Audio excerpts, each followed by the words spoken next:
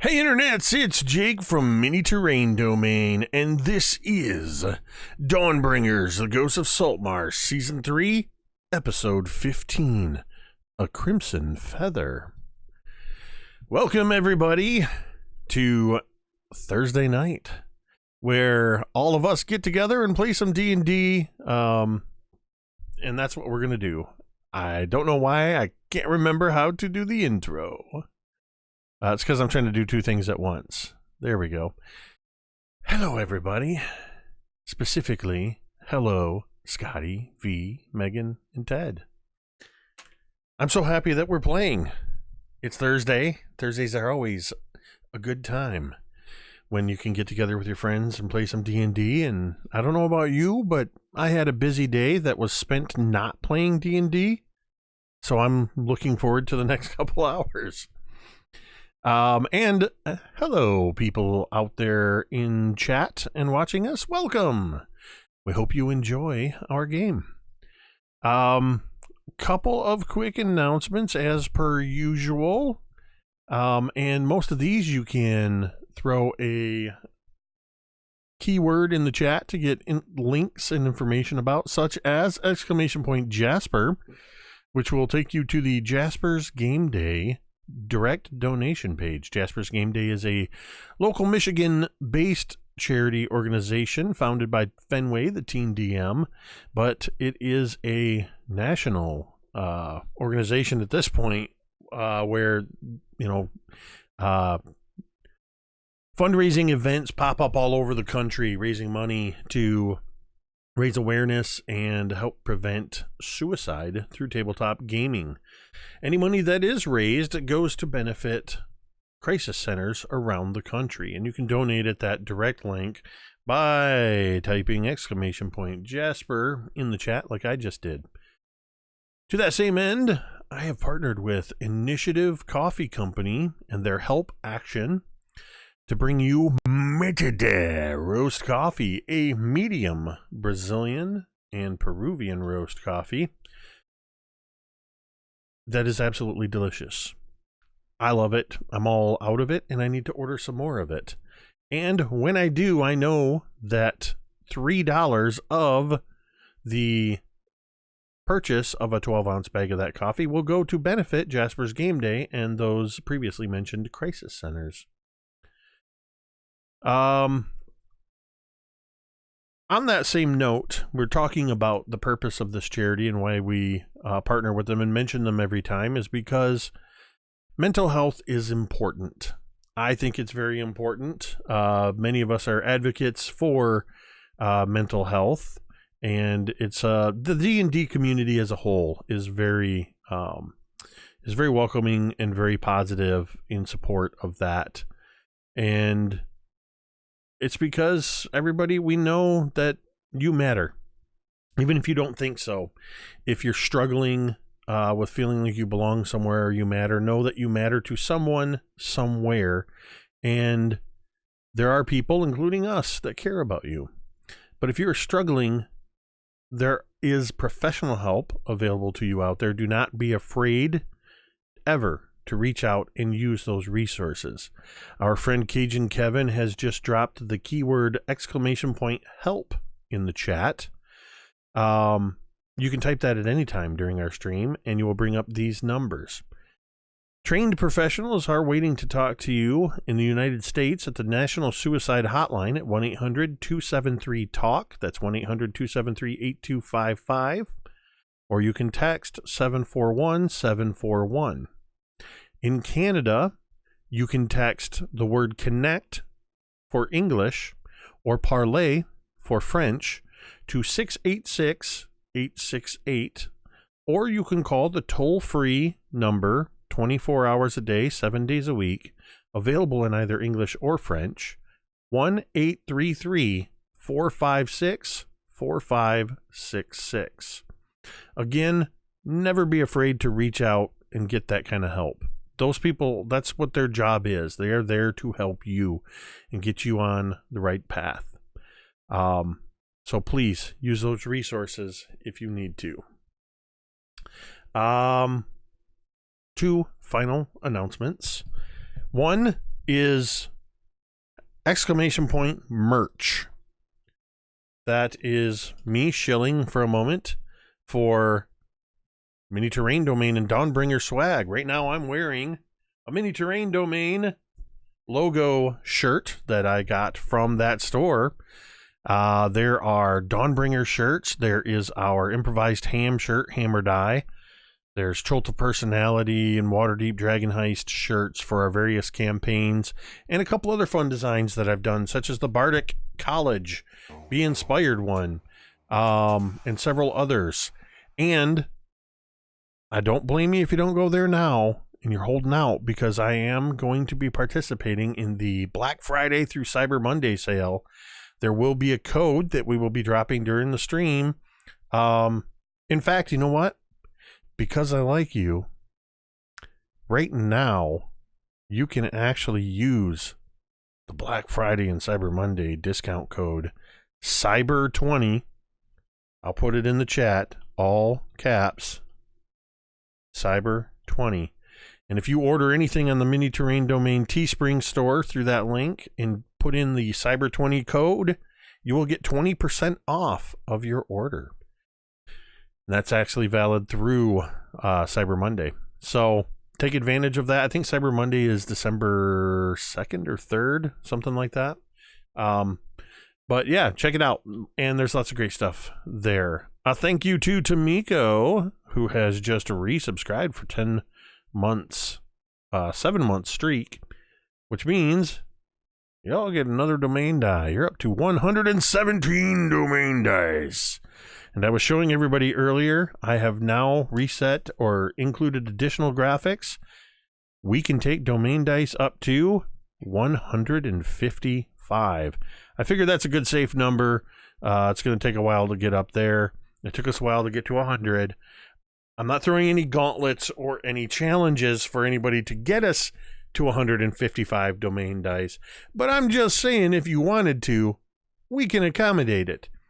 Domain dice are our way that you can participate in the game stream. Subscriptions, resubscriptions, raids, $5 a piece or 500 bits of cheering buys domain dice. Not for me.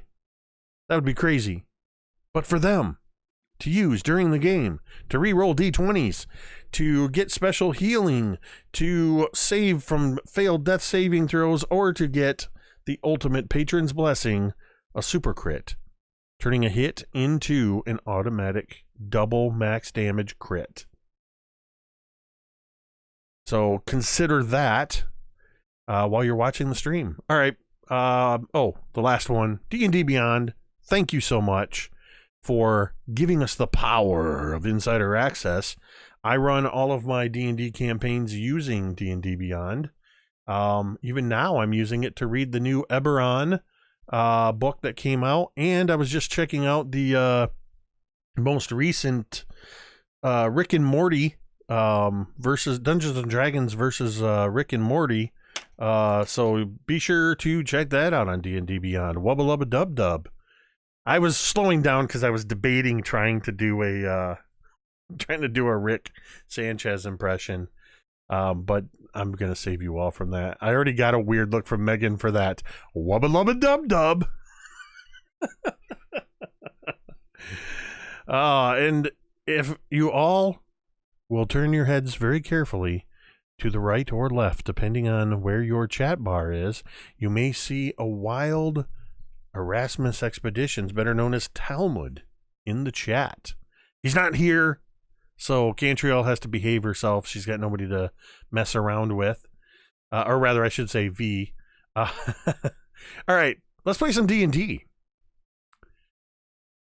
Okay, so all these crazy cats are in Saltmarsh. It is a seaside town that has been nothing but welcoming. It has been sunny. They've had nothing but beach days since they got here. And it has been absolutely nothing like that. It has started with nothing but trouble since they showed up. Some would say it's their fault that some of the troubles have started. Let's see what has happened. Your captain of the ship that brought you across the sea was imprisoned along with most of his crew on suspicions of slavery. The dwarves you brought over from Blazingdell and the Sword Coast were quarantined on the ship under suspicions of being ridden with plague. You uncovered a slaving operation and exonerated your friend literally at the very moment that he and his crew were being hung for their crimes. Some of you had some very, very strong words with council members about the actions that were happening. Griveth got himself cleansed. I had to choose my words very carefully. Griveth got his soul was cleansed of the evil taint that had taken over, and through the, or rather at the House of the Open Soul, by the Weeping Friar, specifically an acolyte by the name of Matthias, that helped out with that. Most recently, in the wake of saving their friends and setting the dwarves free, the party has split up and head off in different directions. Thorgarn and Cantriel went off in search of improving weapons and armor. So naturally, Thorgarn went to the Dwarven Anvil, only to find out that it was a human-run shop with no dwarves in sight, and a neglected altar to Moradin was in the corner that he was able to take off their hands. And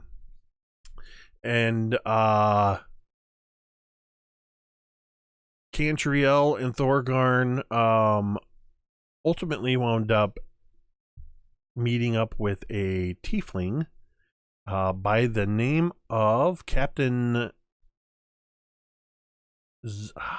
Zendros. Who she convinced them to pay her a 50 gold piece retainer each and be on the lookout for magic items, very particular magic items for them. But she also, in turn, Thorgarn turned it around, got a little bit of a discount by having her put them on retainer, because she's on the lookout for a magical apparatus called the Apparatus of Qualish. So,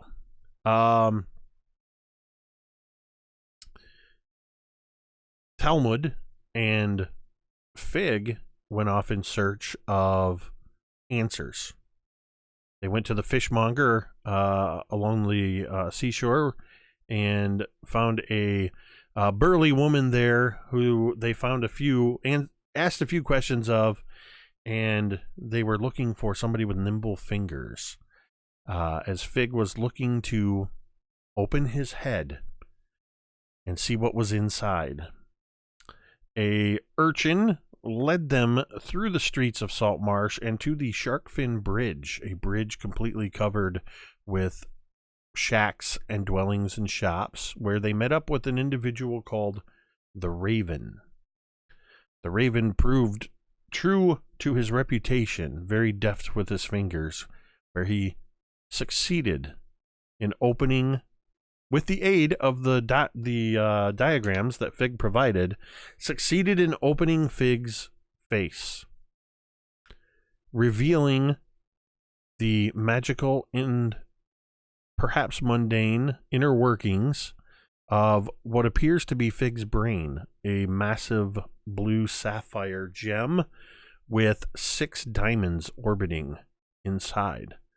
Also, Fig found that when his face was opened, his memories were opened, and he had memories of, superimposed over reality. As the Raven was inspecting the interior, Fig was remembering the first time he saw things, when the wizard Copernicus activated the magical gems and placed in his words, as he said, "You will always have a piece of me with you," and placed something inside Fig's head, which the Raven has pulled out.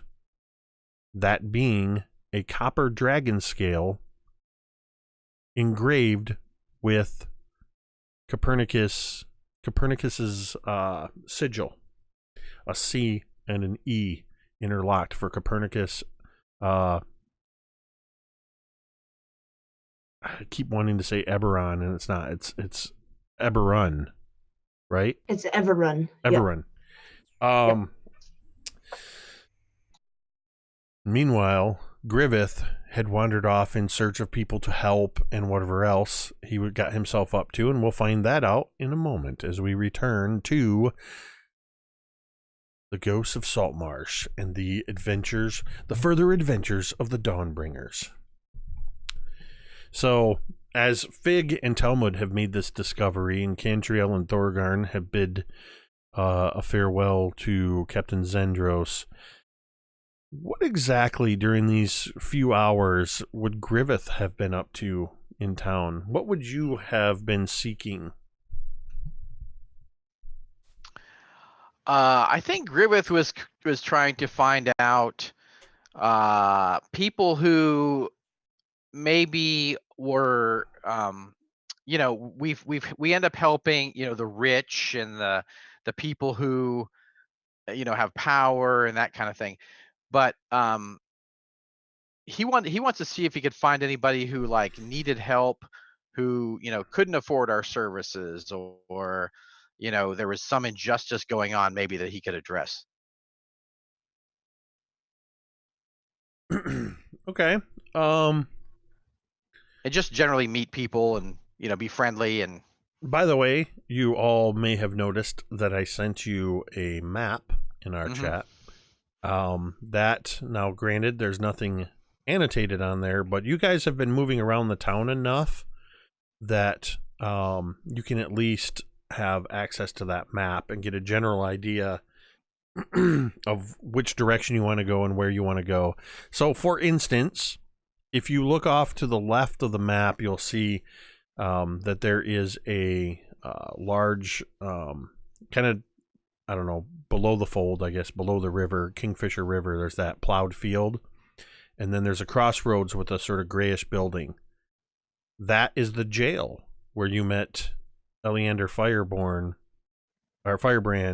and where Captain Dervish and the others were held. The bridge is the Sharkfin Bridge, where Fig and Talmud are, is easily identifiable over the river just before the opening of the port. And if you look at the going just up from the bridge and then heading to the right, you'll see where the road curves around and heads north. That corner there, up one street, that gray building, that is the Dwarven Anvil. So that should kind of put you give you a general idea of where things are.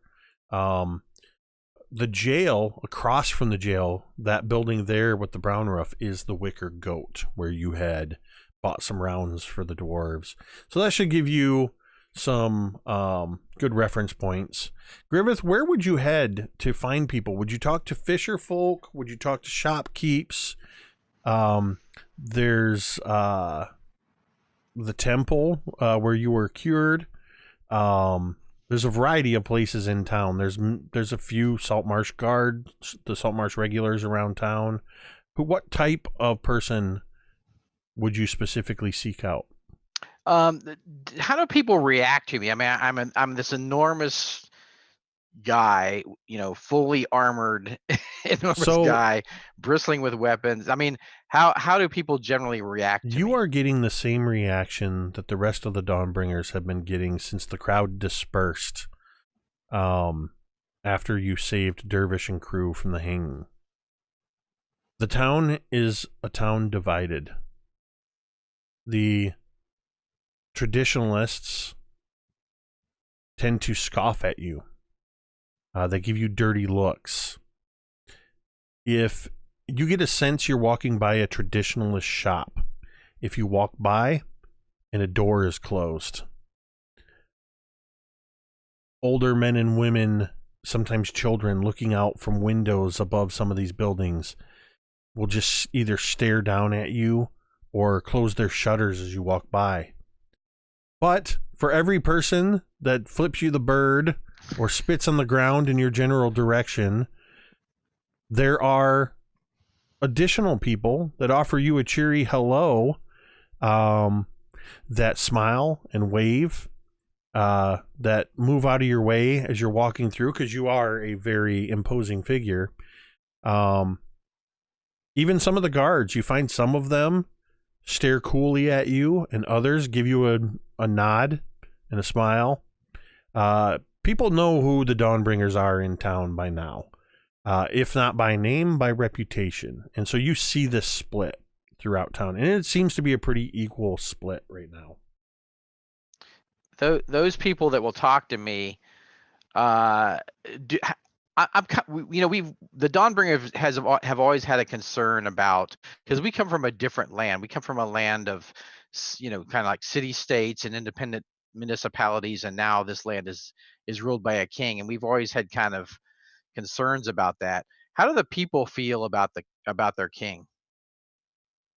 Is it just so far away they don't care about it, or? Well, you haven't talked to any of the people specifically, so again, I ask you, which people do you want to speak to? More like the common folk. So are you just going to start chatting people up along the street, or? Mm-hmm. Okay. Give me a, first, well, no, just give me a charisma check. Let's do a general charisma check. Okay.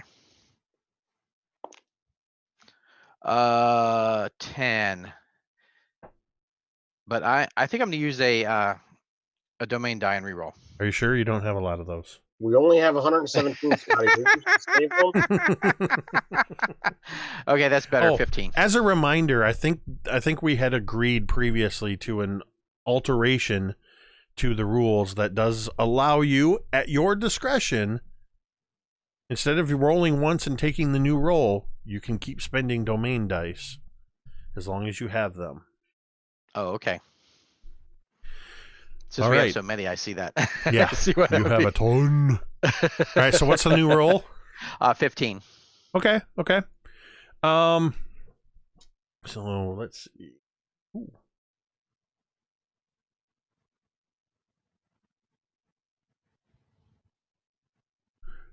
So you stop along the way. You notice that there's a group of elderly men and women. They have the look of retired fisher folk. More than one of them has a leg that is wooden. And more than one of them has a hand that is just missing. And at least one of them has an eye patch. But she's otherwise very friendly looking. This group of about 4 elderly people, there are 2 men and 2 women. They are seated at a table outside of one of the shops, and they appear to be playing some sort of game with colored tiles. It'd be the equivalent of like playing dominoes or mahjong or something.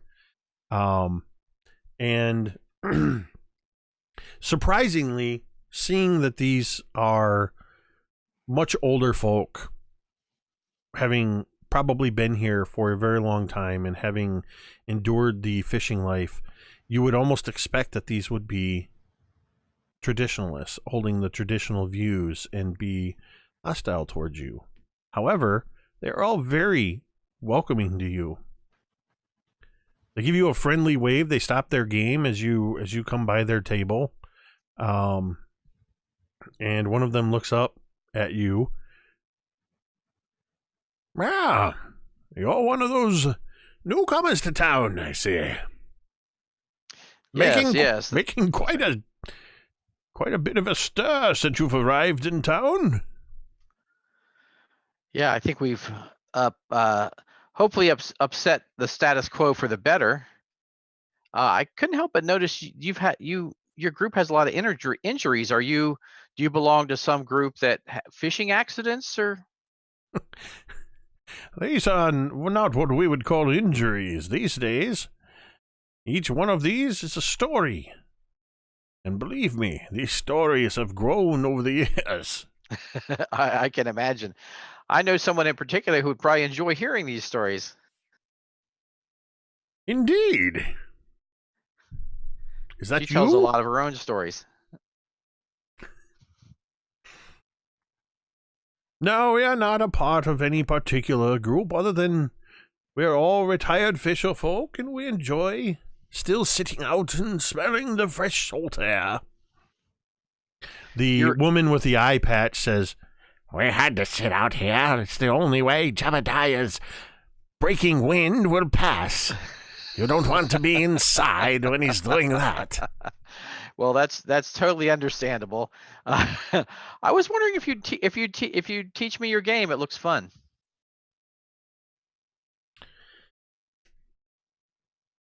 Well, it is a 4-player game. Maybe sometime I can sit in. Mind if I watch? Sure, I'd be surprised if you could pick anything up from it. Could I get you some refreshments? You're suddenly in service to the old folk of town? Oh, of course.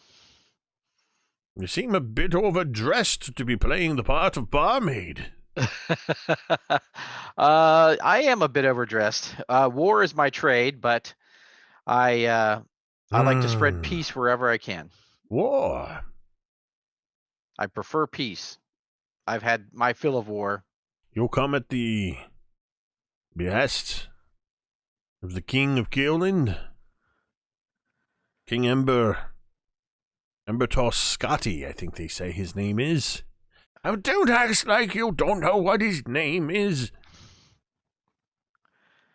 How do you feel about your king?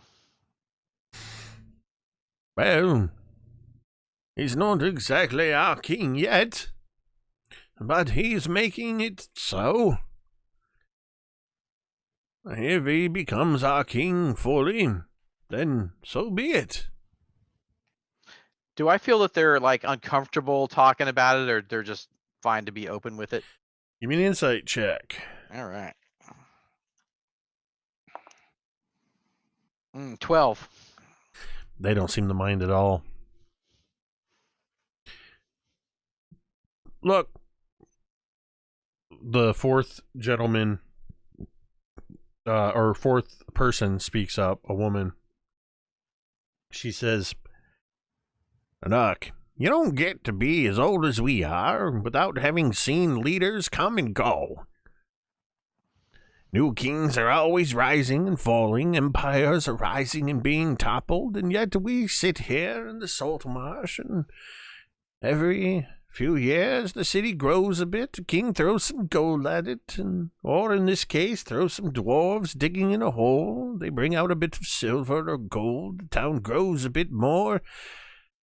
But every day the people of Saltmarsh, they get in their boats, they go out into the waters, and they catch the fish, and they bring them back, and we sell them, and we eat them, and we go back out day in and day out. That's just the way of things. As long as the kings don't impede upon that, what do we care?" I totally understand. The common folk endure. Not everybody shares these views, mind you. Many would say that the dwarves and their mining operation threaten the well-being of the fisher folk. But it's going to take more than a handful of dwarves digging in the ground to upset that tradition. So again, we don't care. Do you feel if the king made a strike with the dwarves that there would be all kinds of mining operations everywhere? Is that what, do you fear that? There's always the fear that if the dwarves hit some rich vein, then more will come, and the focus will shift to the mining operation and take away from our traditions of fishing. Some of them fear that fishing will then be a lost art form, but again, I tell you, that's the kind of thing that takes many, many years, and I just don't see it happening. Sure, they've pulled a bit of precious metal out of the ground, but I don't see any gilded windows or any more silver or platinum in my pockets. So again, what do I care? I see. But again, it was some of them that were probably behind the imprisoning of your dwarven friends. And that embargo, nasty business. Do you have any opinion on that? I believe the word you're looking for is bullshit. I appreciate your candor. That is not the way things are done around here. It's these younger generations that think they can take everything into their own hands. Are they trying to stop the mining operation? That would probably be their utmost goal, would be to prevent it as much as you can prevent a king and his armies from moving this way, even if those kings are little more than a name on the wind at this point.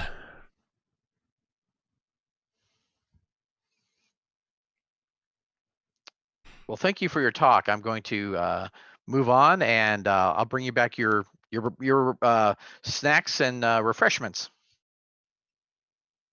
Well, that sounds excellent, and perhaps someday you and your friends come by and we'll teach you how to play. Well, thank you very much. So I take all their names, and as I walk off, I realize that I don't have any money.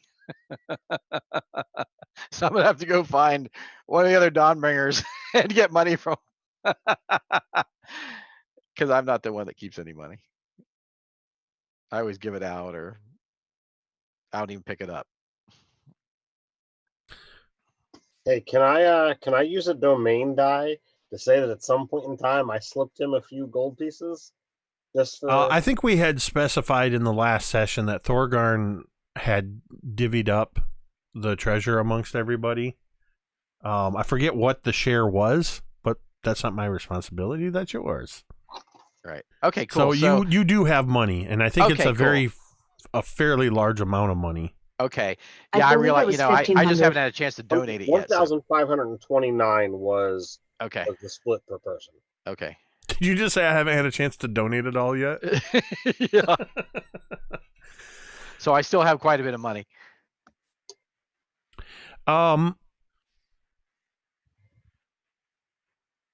Give me, Scotty, I'm going to have you make a couple more just general charisma checks for me.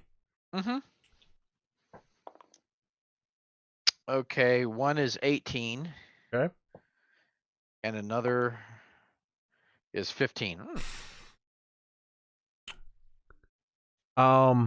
So in general, you get the sense that these old timers, talking to different people in the streets, even if just for a moment, you get the sense that these old timers are a bit of an anomaly, that being traditionalists, they hold an opposing view, and generally don't seem to care. Most of the loyalists believe that the king and his efforts at expanding through mining can only be good for the town. And as the old timer said, the traditionalists worry that their way of life will be overridden by these dwarves and any riches they find, and that it's only going to force the fisher folk. They're actually worried that some of the fisher folk themselves will give up their own traditions to take up mining, and be lured by the promise of riches, though they don't seem to realize that any money that's pulled out of the ground belongs to the king and the kingdom. You do also pick up a little bit of information regarding some of what you had heard about the potential of the lizard folk being a possible threat. You had uncovered that arms were being sold to the lizard folk or provided to them through, in addition to the smuggling operation. And there's some that they worry that the lizard folk are posing a threat. And you also hear it's a little different than what you'd been hearing in terms of looking for little people that need help, the small folk that need help. I imagine, Griveth, along your walk, just walking through the town, you probably... I'm going to roll one of my Dawnbringer D6s and get a 5. You help 5 different people with small tasks. You help unstick a wagon from the mud. You help somebody that is unloading a cart. You give them a hand with it. Just a variety of things like that. Just small tasks where somebody needs help. For some reason in my mind, I suddenly picture Griveth just walking through the streets of Saltmarsh, whistling and help, or like Bill Murray in Groundhog Day, just suddenly running over to help this person before they fall out of a tree. And except you haven't been doing this every day for 1,000 years. But yeah, Griveth, you're just kind of offering a little bit of assistance here and there, and I'm gonna say, roll me one more charisma check. Let's see how this goes. Let's see what we get here. Oh, 21. Dang.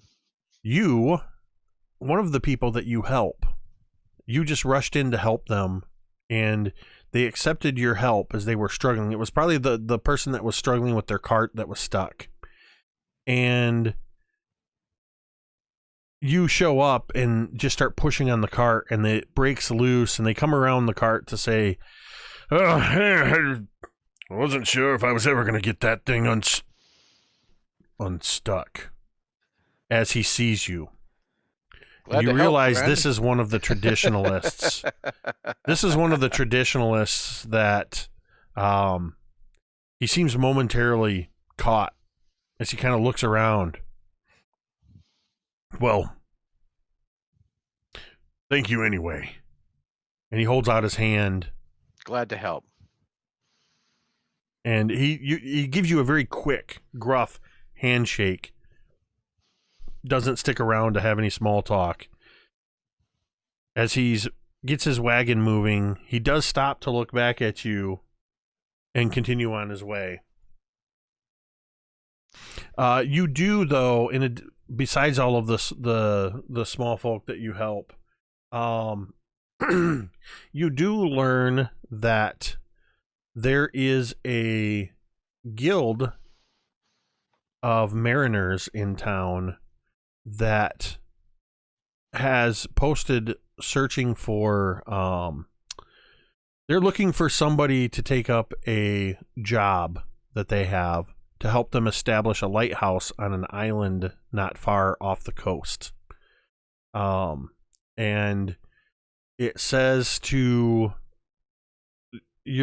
somebody would point you to a job board, a bulletin board, where you can see this information that a guildmaster Tabith is looking for somebody to meet them at the local guild house for further details. But the payment it's just listed as in bags of gold. Meanwhile, Cantriel and Thorgarn. What are the two of you doing after you left Captain Zendros in your wandering town?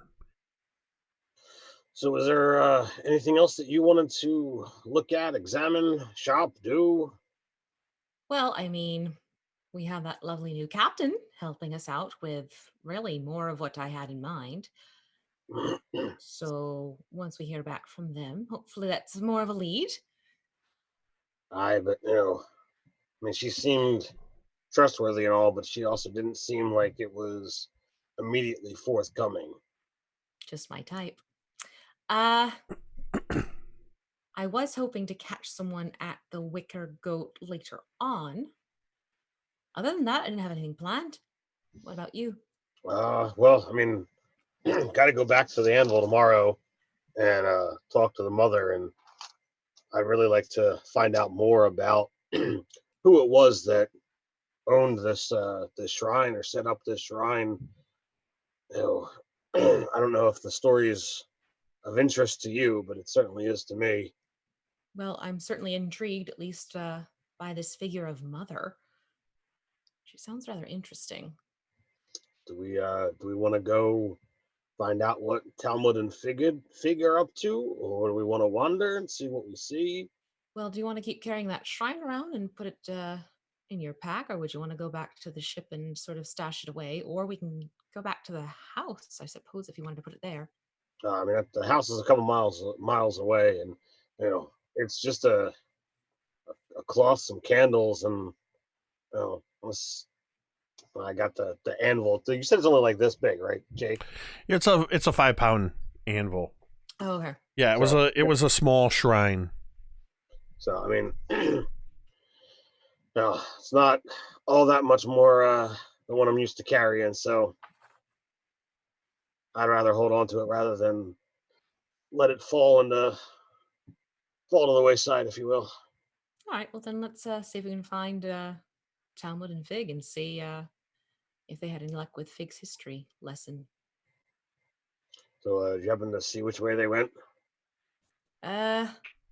Not really. I sort of lost track once they went elsewhere to try and find someone more tinker-like as opposed to blacksmith.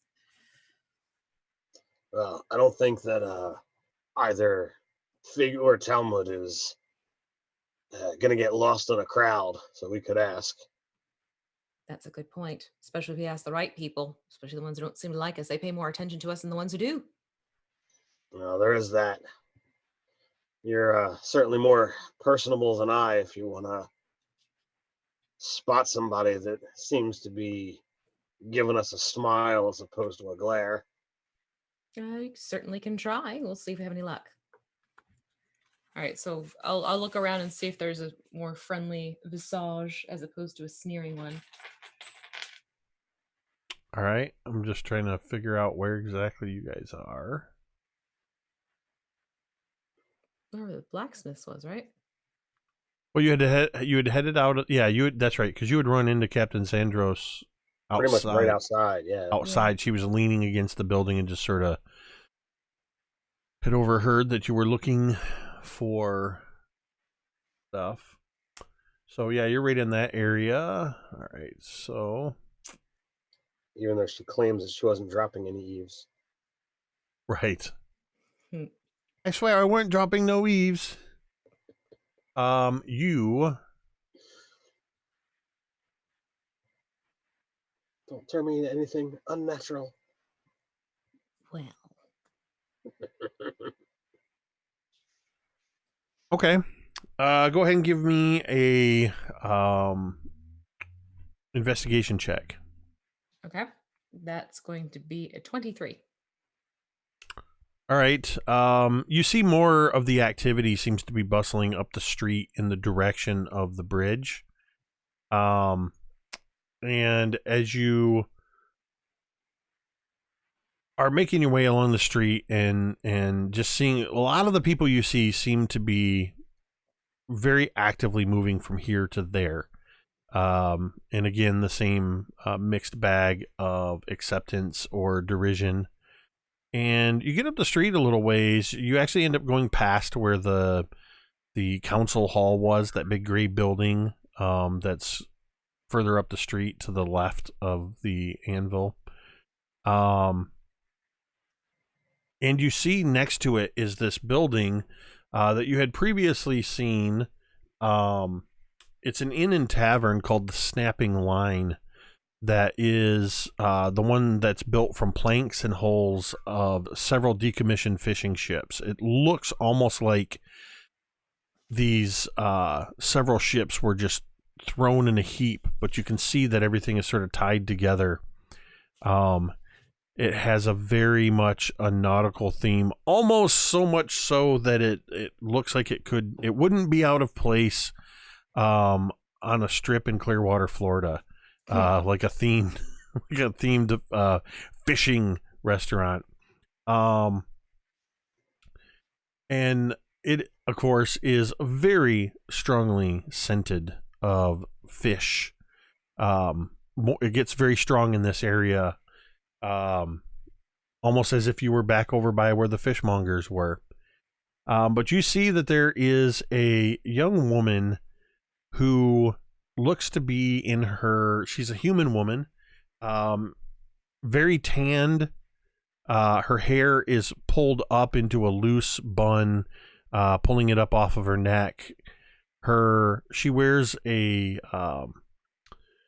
shirt with the sleeves rolled up on it, rolled up high, and she wears a pair of well-worn trousers, and she's sort of directing these couple of young men that are unloading several crates that have live lobsters in them. This wagon appears to have recently been brought up from down by the bay, and she's barking orders at him. She's like, no, you've got to be careful with them. I want them alive when they come in here so people can eat them. No, look, do it. Get out of the way. Move. That's this way. You pick it up like this. See how I do this one by myself? And then you move it from here to there. I'm not going to pay you if I've got to keep doing your work for you. Right? There you go. And she is directing them very aggressively, and then they pick it up. And it's about this time you're kind of walking by, and she sees you looking at her. And she just looks over at you, Cantriel. I tell you, it's hard to find good help these days that knows anything about what they're doing. That is the absolute truth of things, isn't it? It is. Well, I saw you earlier. That nasty business that was happening out here. Oh, yes. Fun times, that one. Not exactly how I'd describe it. No, I'm good in sarcasm, though. Yeah. People tend to get their blood up over the stupidest things, in my opinion. Cantriel's just like big smile when she hears that. Yes, it seems there are a few short fuses here in this town. Well, there's quite a few of them here that don't like having their way of life upset by anything. As she directly is looking at somebody walking by that's giving you the stink eye. She just, the whole time they're walking by, raises their voice. Sticking my hand out right away. I'm Cantriel. Very nice to meet you. Well, hello, Cantriel. The name's Hannah, and this is the Snapping Line. It's my place. Oh, wonderful. It's always good to know where there are places to stop by and sort of sit and chat a little bit. Well, say Hannah Rest. Hannah Wrist, like rest, but with an I instead of an E. Okay. Continue. We've got quite we put on quite a good lobster dinner, and if you're daring enough, I've been continuing on my grandfather's recipe for, it's a spirit that, believe it or not, it's made from lobster meats and potatoes. You don't say. It's called claw wine. You know, I know two fellows who may be interested in trying that out. One is standing right next to me. This is Thorgarn. Yeah, a lot of people miss me. I'm down here. I made you as soon as you walked up here. Thorgarn, is it? Hannah Rest, and she reaches out to take your hand as well. Indeed. Well, So you have the lobsters brought up every day then? Well, of course, the Rest family is known in Saltmarsh for our being quite provocative at lobster trapping. Now, we're not the only ones that do lobster in the area, but we're the best. That's definitely information I'm going to keep in mind. Well, as I said, it's a bit early in the day, but if you come by in the evening, let me know. Let someone know to get me and let me know that you're here. And I'll make sure that you're treated well. Well, I won't say no to that, and I'll bring my companions with me. I'm sure we could all use a good dinner amongst us. Well, you'll definitely get that here. Speaking of which, you haven't by any chance seen a fellow who looks similar to him, just not, mohawked? You mean the other dwarf and that bizarre-looking metal man? Yes. Sorry, I apologize. He's a friend of yours. I didn't mean bizarre in an offensive way. It's just unusual. It's unique. Well, I'll tell you, people. No offense taken. He stands out. Well, that he does. But it's probably best that he wears that hat and that jacket. There's a lot of rumors around here that have to do with metal men. And are there? People don't, well, I don't take no stock in them.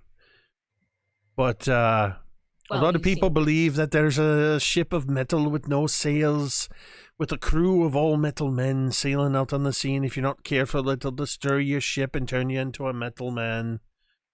Well, that sounds wretched. They call it the dreadnought. Well, it's good to know these types of things so as not to provoke any unwanted attention. I haven't heard him speak of a dreadnought before, but that's some interesting lore, to say the very least.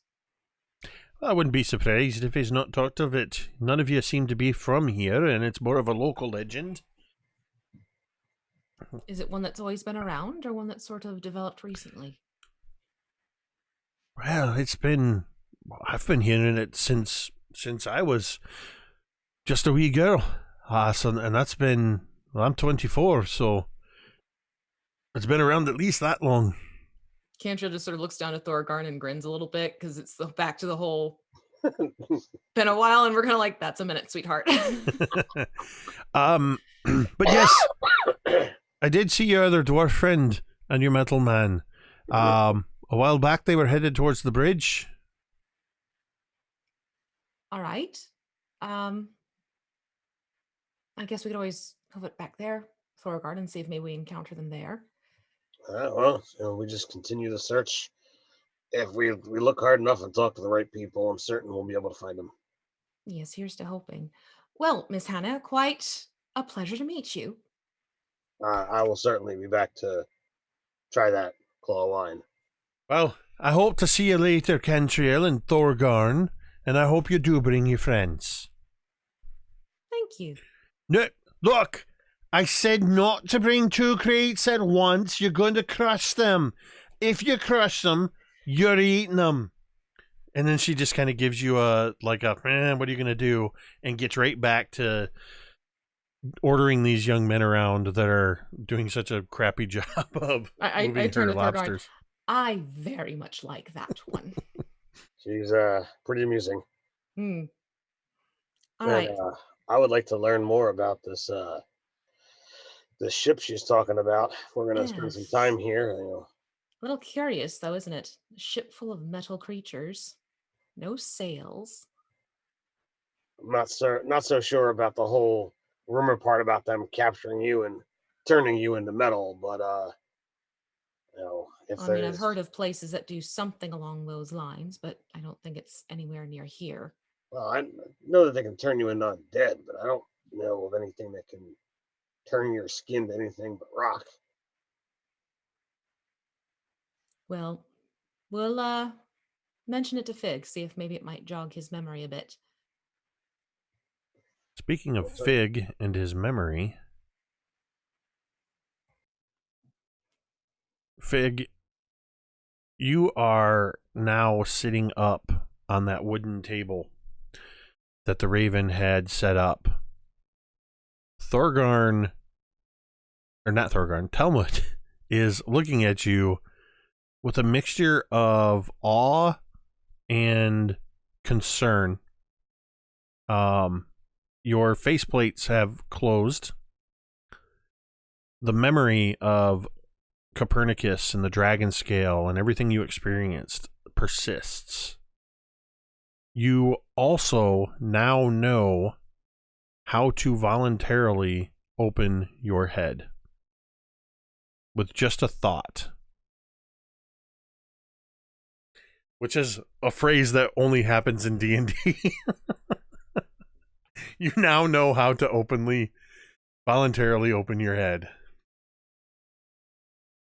And you have an awareness that this, while not the entirety of your being, that this gemstone, this sapphire, and the 6 diamonds that rotate around it, revolve around it, are essential to your being. What are you doing? I think Fig has the dragon scale clutched in his hand, and he's looking at it, and he's moving it from back to front over and over and over again in his hand, the initials flashing before him over and over.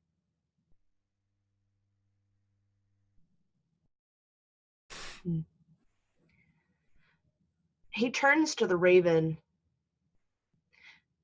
I fear that this has produced more questions than answers, but I am grateful for the work that you have done.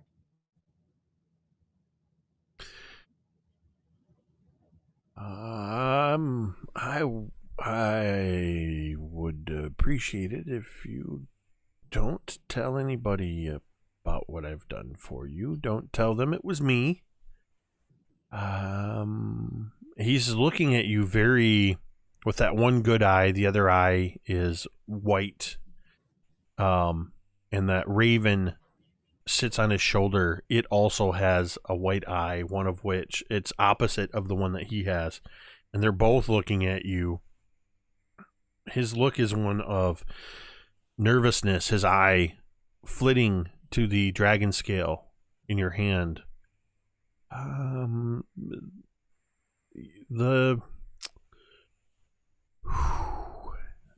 It's probably not a good idea to mention copper dragons around here.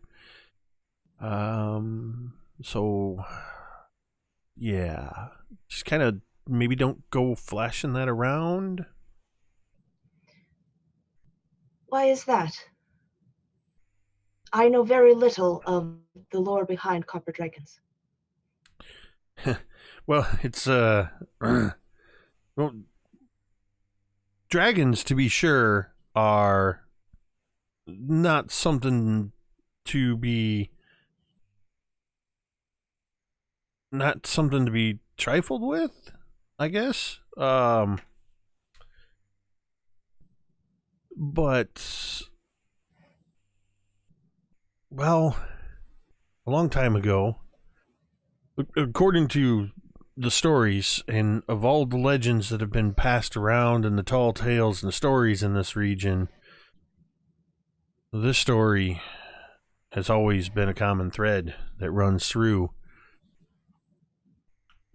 Long before Saltmarsh was such a big and prosperous as it is now, there was a island a few miles offshore, and there was, well, it was said there was a dragon that lived out there, a copper dragon, and the stories were that he was batshit crazy is what he was, and he was doing experiments and would come into the town on a whim and snatch people up, and they'd never be seen again. And quite some time ago, depending on the stories you hear, but all of them seem to agree it was over 100 years ago, he up and disappeared. The island sank into the sea. But even if that happened 100, 200 years ago, 500 years ago, it doesn't matter. If you mention that dragon, if you mention a copper dragon, you're gonna get some looks. But if you mention his name anywhere, well, you bring on that on yourself. And what was his name? Did you not just hear what I just said about using his name? You think I'm gonna say that name? I Why probably would shouldn't you have told you not? what I told you. From the looks of it, you seem in a position to probably know more than I do. It is very clear that I, in fact, do not know as much as you do about this dragon. And there is nobody else here I would appreciate knowing its name. I have no intention of saying this dragon's name. Is there anywhere where I can find the name? Well, I don't know what your standing is in this town. I mean, it's clear you're not from around here, but then again, well, let me take that back. I know he's not from around here, because any of the dwarves from around here work in the mine, and you don't look like a miner. And you I've never seen around here, so you're definitely not from around here. So I don't know how long you've been in town or what kind of name you've made for yourself. But there's a lawman here in town. He's a captain of the guard, a former veteran. Well, he is a current veteran, a former warrior. He goes by the name of Eleander Firebrand. Ah, yes. I am familiar with him. Oh, okay. Well, that should make your search easier, though I am not. And let me make this very clear to you. I am not suggesting that you mention this dragon to him. And if you do learn its name, that you don't say it to him or out loud. But if you were so inclined and determined to find out more about it, everybody knows that Eleander Firebrand has the largest library of anybody in town. He's got the most books, and he's got a lot of Saltmarsh and this entire region's lore tied up in those books. So that's probably going to be your best source, because I guarantee you do not. Again, I cannot emphasize this enough. Do not go asking about copper dragons on the streets of Saltmarsh.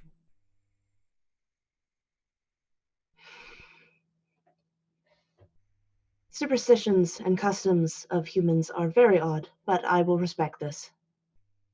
This coming from a metal man whose head I just opened to find about, I don't know, thousands of gold worth of gem floating around magically in your head where a brain should be.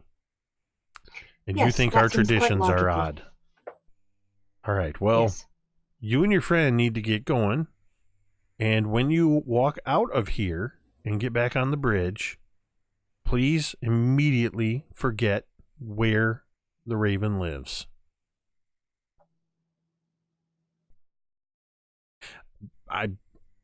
Please. And he starts to move towards the entrance to this area. He's very uncomfortable this entire time. Fig would nod, look to Talmud, and head towards the entrance.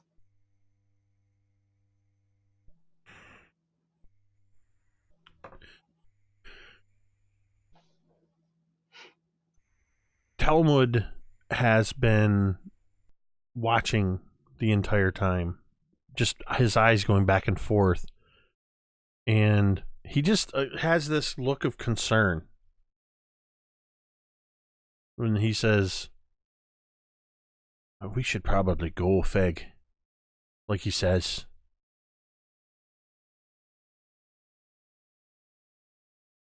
Yes, I believe that no more information can be gleaned from him. All right, so do you leave? Yep. All right. You head out, and you're quickly within about 12 feet of walking out of this area. You're quickly caught up in the bustle of Sharkfin Bridge, and it's these very close quarters. It's almost jarring because it's as if you had momentarily escaped. It was always there, the din of people, but you seemed to be in this solitary world while you were in this situation for this last hour or so. And it's suddenly very jarring, all of these people and sounds and everything all around you as you step out. Nobody collides with you. Everybody seems used to the bustle of people. It smells of a bit of the sea, but it has that stagnant scent of stale air, body odor, sweat, dirt, mold, a variety of cooking foods, all happening in close proximity up and down this bridge. Do you head back towards town, or do you go the other way? Okay, so you're going to head back towards town. All right? Generally, yep. All right. So you and Talmud begin making your way through the crowded bridge. Back just as Thorgarn and Cantriel, as Hannah Rist has said, waved a farewell to you, and you turn, you see as Griveth appears to have just helped somebody push a cart free, and this rather stone-faced looking man gives him a bit of a less than enthusiastic handshake and thank you, and is on his way. So Griveth is just about 30-40 feet up the road from you guys.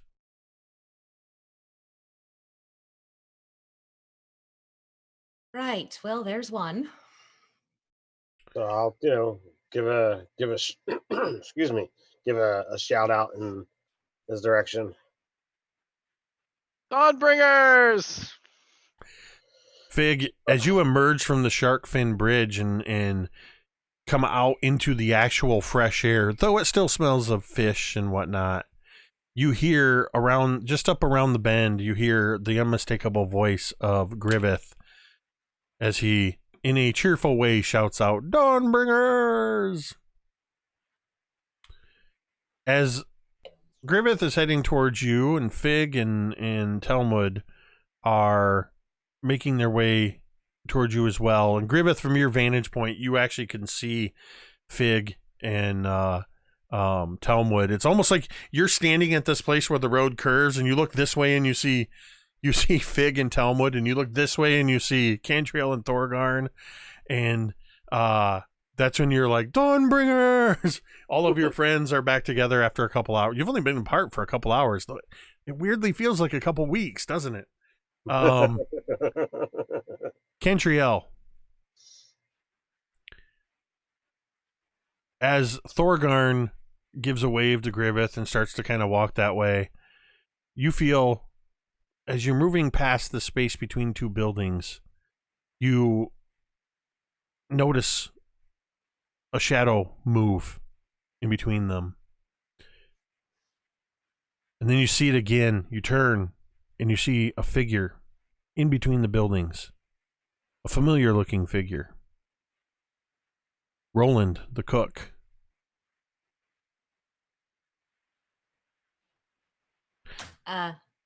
Thorgarn, why don't you go and catch up with the others? I'll be 2 steps behind.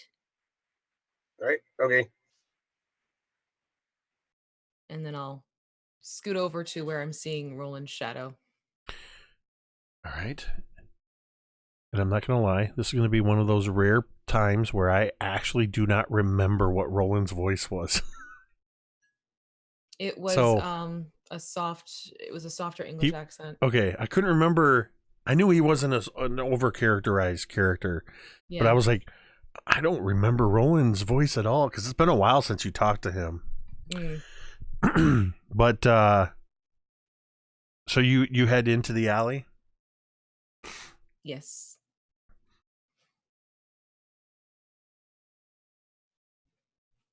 Ollie oxen free. Not here. Then where? This way. He sounds out of breath. Takes a few steps and then he sort of grabs the wall. Are you all right? Not here. Come. And let me look at the map here. Well, now wait a minute here. You're not injured, are you? That depends. If you count injured to be, or dying to be injured. I do, actually.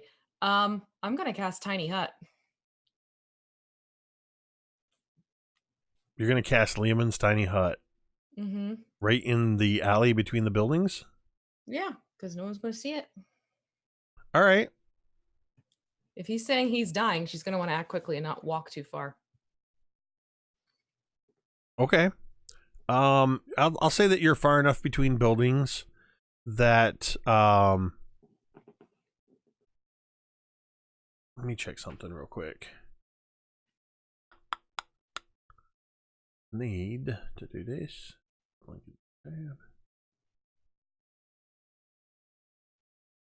There we go. Whoops. That didn't work. Hold on. There we go. That's better. Lehman's Tiny Hut. While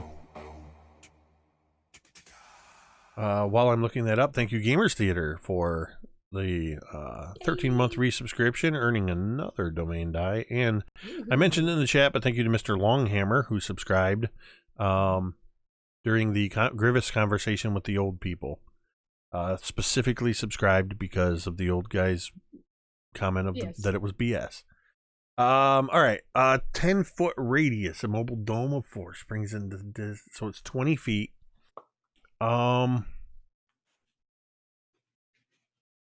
There, you cast this so hastily. Oh wait, it takes you a minute to cast this, by the way. Okay. Then maybe instead of that, that's what I wanted to look. I knew there was something that had to do with it that made it a little wonky. Then if he's gonna say he's dying, I'll do Cure Wounds on him. Quickly touch his shoulder, do it first level. I need to check something with that. This is not your ordinary dying. It's not.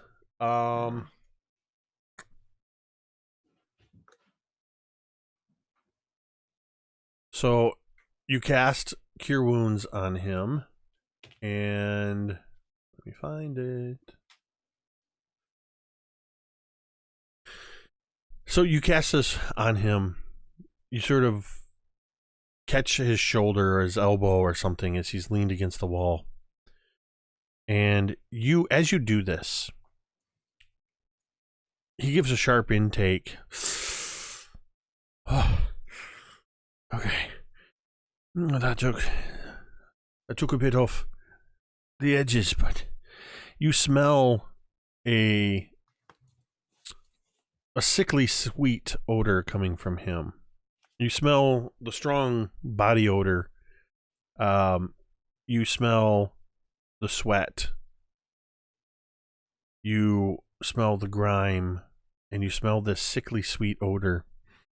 And as he turns, he says, "You took the edge off, but I don't know if it's going to stop it." And you can see from around his eyes and the corners of his mouth, you can see black veins. And you can see the sallow-looking skin, the sunken eyes, The whites of his eyes are now yellow.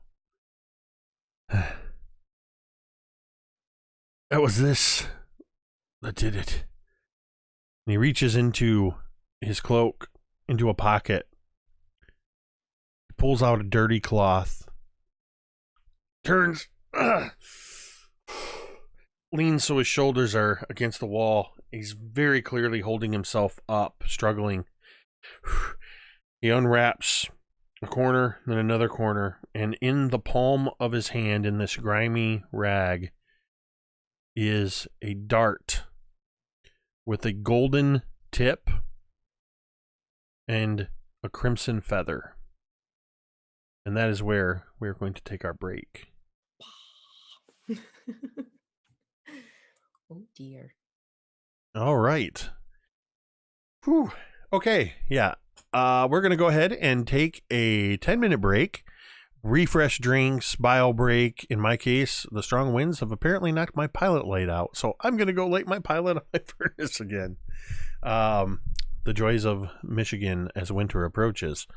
So we will be back in 10 minutes to continue this adventure. That now that we've had about a session and a half of a split party, the Dawnbringers are coming back together again. We will see you after the break. Hey internets, it's Jake from Mini Terrain Domain, and this is The Intermission. Mini Terrain Domain, or MTD, is a channel dedicated to the love of and participation in the world of tabletop role-playing games. Whether we're designing encounters or miniature terrain, building worlds or dice towers, or just playing games, everything we do here is because we love this amazing hobby. That is why the mission statement of Mini Terrain Domain is simply imagine, build, play. If you like to watch live play or actual play D&D games, you can do so at twitch.tv/Mini Terrain Domain 3 days a week at 8:30 p.m. Eastern. On Sundays, you can join us for Cult of Personality, a long-running campaign set in the Tomb of Annihilation adventure setting. On Mondays, you can join us for All That Glitters, a Waterdeep Dragon Heist campaign guaranteed to be epic proportions. And every Thursday night, you can join us for Dawnbringers, the Forge of Fury. This is a series of mini campaigns going across the gamut of several well-known modules. Season 1, which is available on youtube.com/Mini Terrain Domain, took place in the Sunless Citadel, and Season 2 is currently taking place in the Forge of Fury. If you can't join us in the chat for our live shows, that's okay. You can usually catch the roleplay, or rather the replay, on YouTube just 2 days later. If you're a fan of what we do here and you'd like to support what we do, there are a variety of ways you can do this. First, simply follow the Twitch channel or hit the subscribe button on YouTube. Next, make sure you follow all of the participants of each game or show on their various social media platforms. To do this, if you're watching live with us on Twitch, you can simply type an exclamation point and that person's name into the Twitch chat, or on YouTube, you can look down below the information bar and all of their links can be found there. Finally, if you would like to provide monetary support, which flows right back into the production of the channel so we can continue making great content, you can join the growing list of patrons on Patreon. Additionally, you can also use Ko-Fi or Coffee to buy a coffee or two. I like coffee. But the absolute best way to support the channel is to follow and subscribe on Twitch and YouTube and join us in the chat. If you have an Amazon Prime account and you link it to your Twitch account, you can subscribe one channel per month absolutely free. No matter what you decide to do, we are just happy to have you here. Thanks for watching, and stay tuned for more great content in just a few moments. Remember, metadata!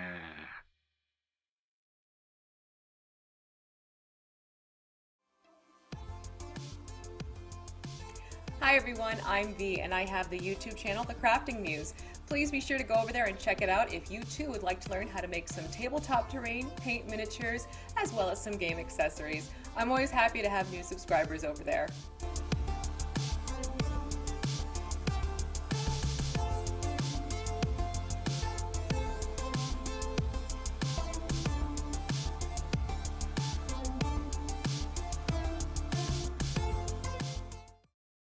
Learn the ways of the Game Master, the Dungeon Master, and delve into the minds of the players.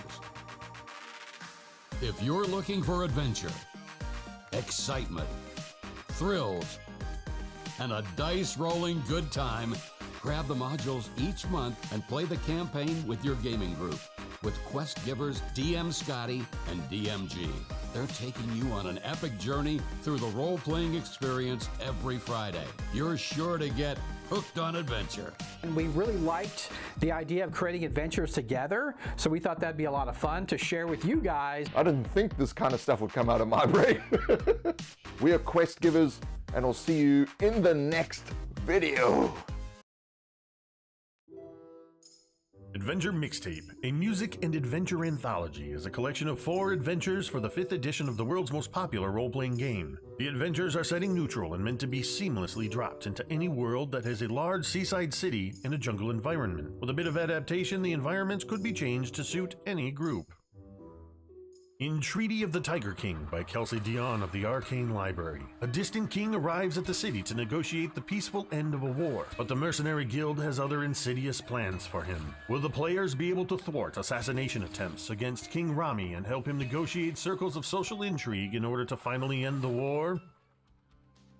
In Madness of the Majestic Menagerie by Ken Brees of Burling's Beard, the famous Majestic Menagerie draws hordes of visitors to the metropolis and cultural hub known since time immemorial as Splendor by the Sea. But now the gates of the famous zoo have been shut and the grand opening of the new section has been jeopardized by a spate of mysterious accidents and, it's whispered, grievous injuries due to uncontrollable creatures. Mr. Majestic seeks to hire investigators and troubleshooters who can keep a low profile to iron out any problems before the impending grand opening becomes a complete disaster.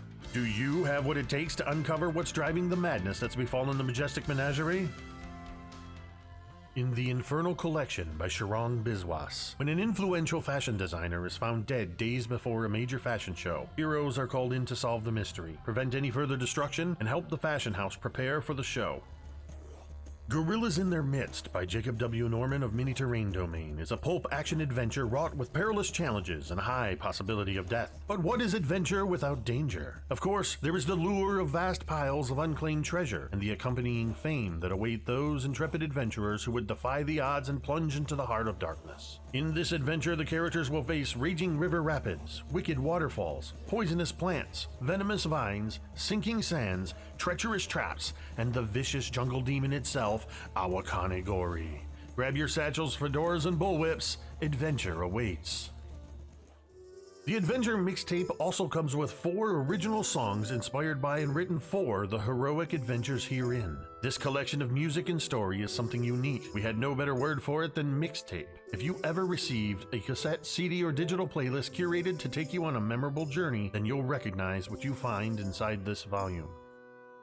Also included in the Adventure Mixtape, courtesy of Kelsey Dion of the Arcane Library, are exclusive combat cards. Special cards that contain all of the items, monsters, and spellcasters found within these adventures to make running your adventure all the more easier. Adventure Mixtape, a music and adventure anthology, is available exclusively on drivethrurpg.com.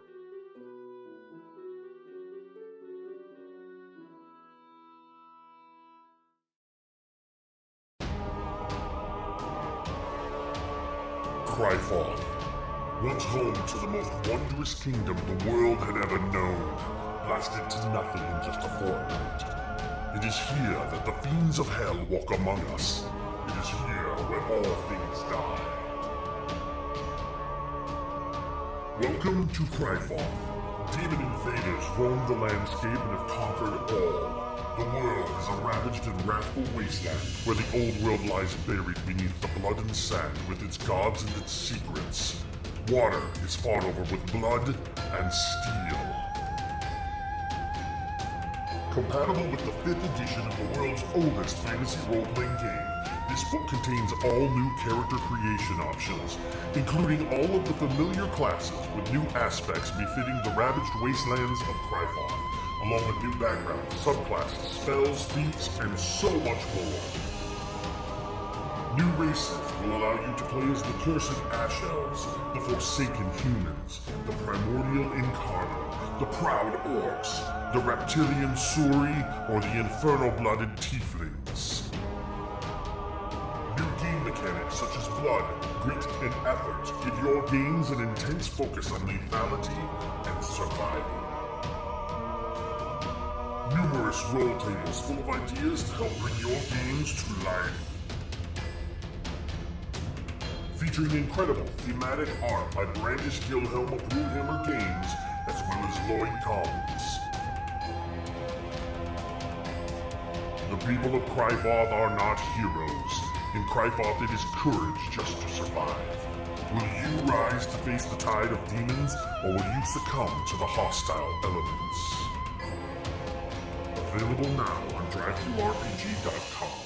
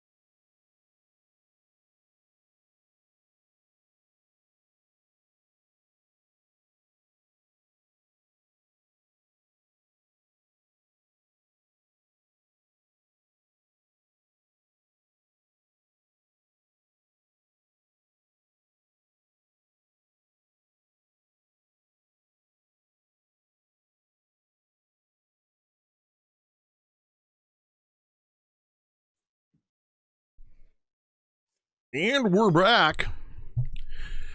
All right. Right before we took a break there, Cantriel had discovered Roland the Cook, who was one of the only ones, in fact, was the only one of the crew of the Evangeline that had made it ashore, not been part of the embargo, and had not been captured. He had been digging around a bit, trying to find some things out, and had planned to meet up with Cantriel later. Or Cantriel was planning to try to find him and meet up with him later. Yeah. But plans have changed a little bit. And he's found you. You have attempted to heal him, took the edge off a bit, but he has just shown you a crimson feather dart with a gold tip that was apparently used to poison him. Where were you when this happened? I was down by the docks.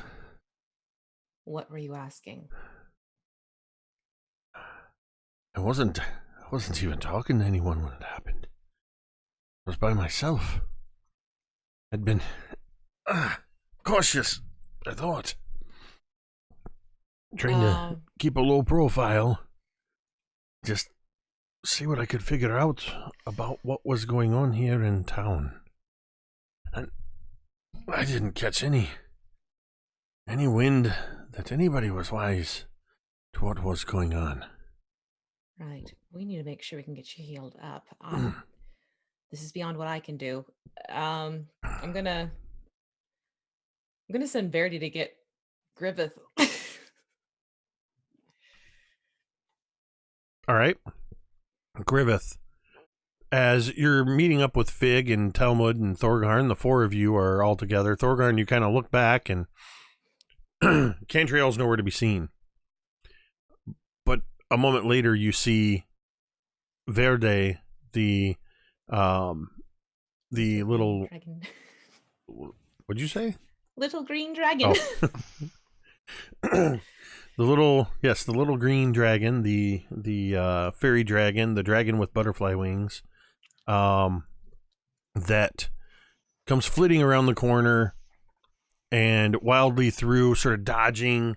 It's almost like we see from the POV of Verde moving around, dodging, makes a beeline right for you, Griveth, and suddenly Verde's flapping his wings in front of you, and then it will move back the way he came, and then kind of come towards you and sort of Silly little guy. What do you want? What do you want? I'm happy to see you too.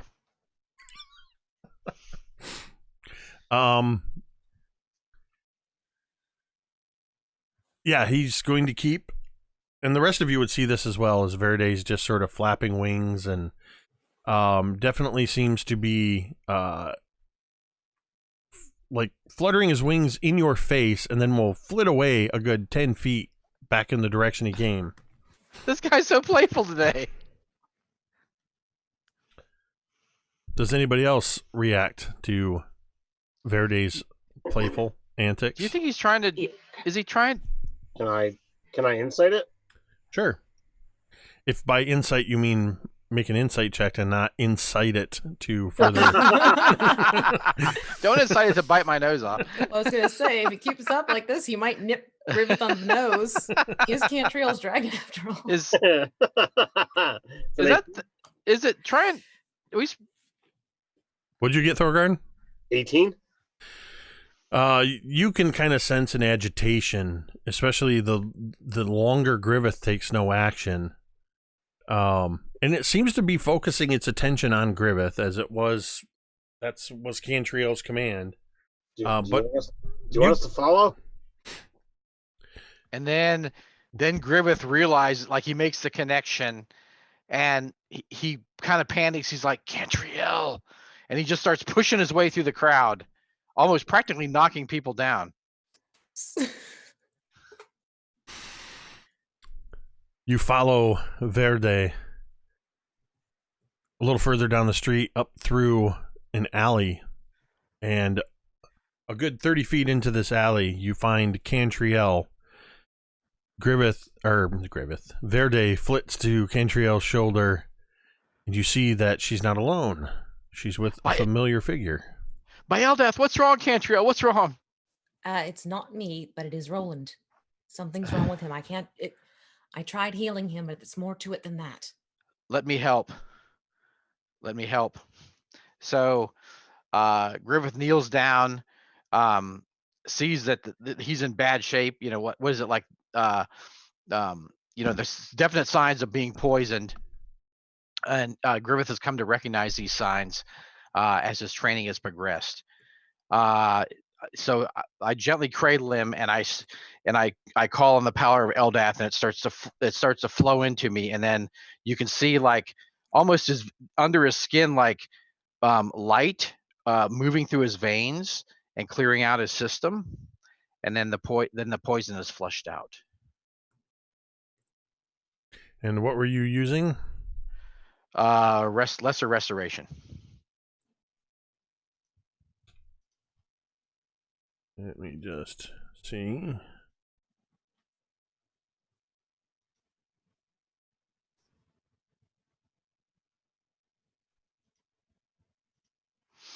What the?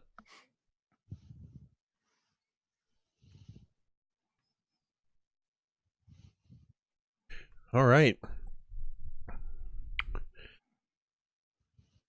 As this happens, and you see this sort of this poison, the light pushes it to the surface. It comes out through the pores, and it seems to just almost like this, like ink, and then it is consumed by the light that then just sort of dissipates around it, and you see oh, It's all right. It's all right. Breathe. oh, You're safe. I was certain that I was going to die. Not on our watch. Well, I'm lucky.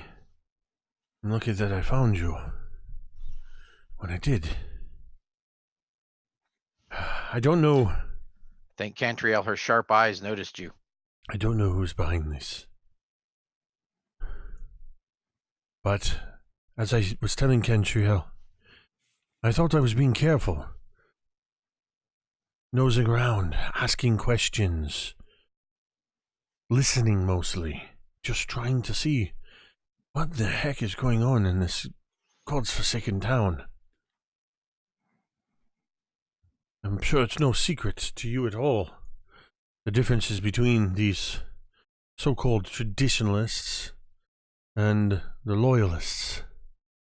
Yes, there's certainly a tension in the air. It's more than a tension, it feels like there's something brewing below the surface. I've seen it. Seen it on ships. When sailors are at sea for too long. When you go too far between catching a prize. It's been too long before you've had a good smuggling job. Like a mutiny. Yeah, it's similar. You don't think it'll explode in violence, do you? That's usually where they go. They Considering turn how into some of them are- violence. Unfortunately, that's the truth. considering worse how they're already yet. treating us. A civil war. That's not good. I don't know if that's where this is headed, but I recognize the signs, but there's something else here that I haven't been able to put my finger on. When I've seen mutinies beginning to rise, and I've seen a few of them beginning to rise before they're usually quelled. You see, people don't pay a lot of attention to the cook. When they're in the galley, they say what they say amongst themselves. They think they're whispering in the shadows. And it's the cook. It's always got the ears. And so I see when these mutinies are, they don't just spring up out of nothing. It starts where two or more gather, and they begin to spread the word, and then they spread to another and another, and it builds up. Always there is something that pushes it.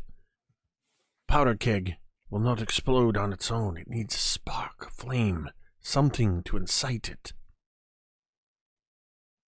I don't know what it is, but I feel that there is something just pushing at this, pulling strings, agitating people. Beyond what they should normally be agitated, there's some sort of discord being sown here. I'm certain of it. Do you think it is just by one? Is Fig there? Yeah, Fig's there. Yeah, you guys are all there now. Okay. Just wanted to make it- Oh, God. You hear? Hey, where'd everybody go? I didn't see you there. You hear this ethereal voice.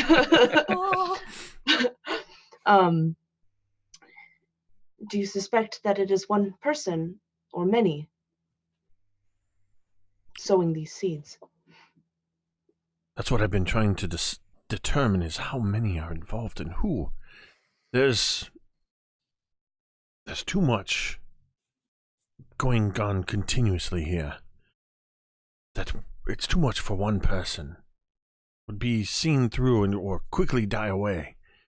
No, this has the reek of an organized effort. How could I be so blind? We've seen it. We've heard it in action. The instigators at the crowd. They were trying to whip the people into a frenzy. They were trying to force the issues. They wanted that fight. They did. And you know, with my training, I'm a fighter. I'm just learning how to you know, to talk to people and to, you know, get them to do things peacefully. And my training as a fighter, that must be why I didn't see it earlier. You can't blame yourself. You're new to this area, and if you'll forgive me, you're new to the sea and the ways of the sea. You are, well, you are all landlubbers.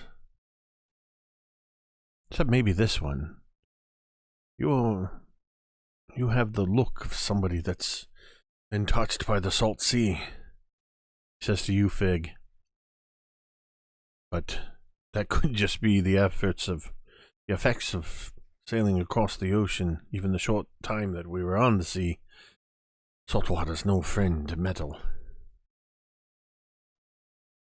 But you can't blame yourselves for not seeing these kind of things in a culture that is new to you. But that's why I've been trying to keep my eyes open. And though I didn't see who did this, and I don't know what's stirring up trouble, I've seen a few things.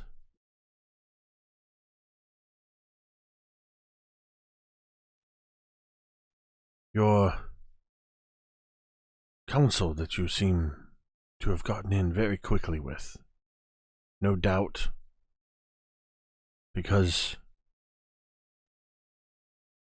you're working with Manistrad Coverlocks. She has a seat on the council, but I guarantee you it's a begrudging seat from what I can tell. No doubt you've picked up on this as well. Oh, just a hint of it. Keep your eyes open. Get to know the council members. Perhaps you can see better what I've only seen from a distance. Eleander Firebrand, from what I can tell, he's a good man. His guards seem to trust him. That, older lady, the tough one, Owland, I think they call her. I think she's very strong in her ways. And she's definitely on the side of the traditionalists.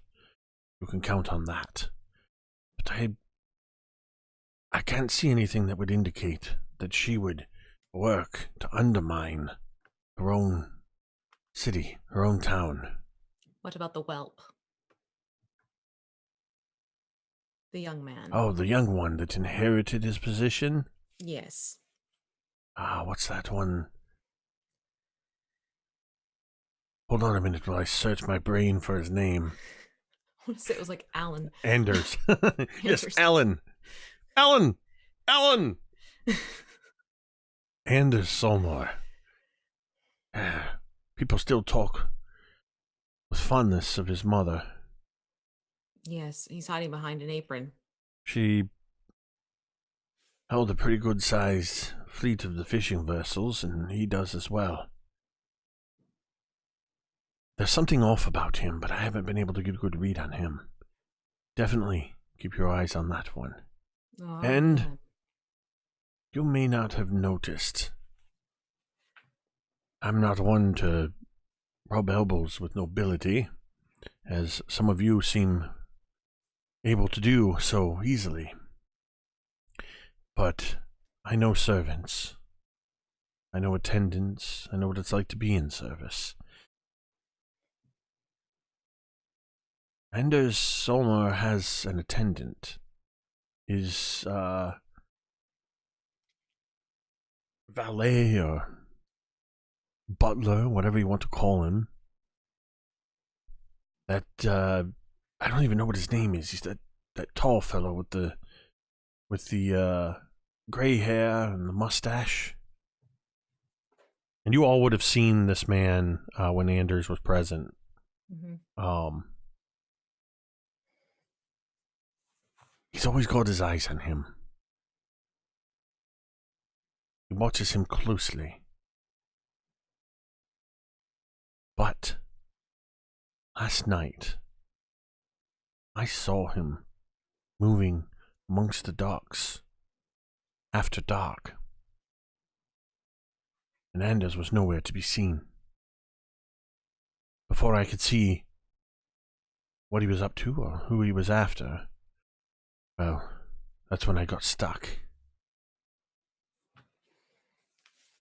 And that isn't exactly a cheap little dart that was sent at you either. This feels like a message. See the dart? Yeah. You can see already that he's showing much more strength and vigor about him after Griveth's healing. He hands over the dirty cloth with this dart in it, this feathered dart.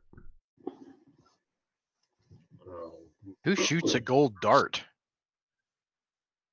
Somebody wanting to leave a mark, wanting to leave a message.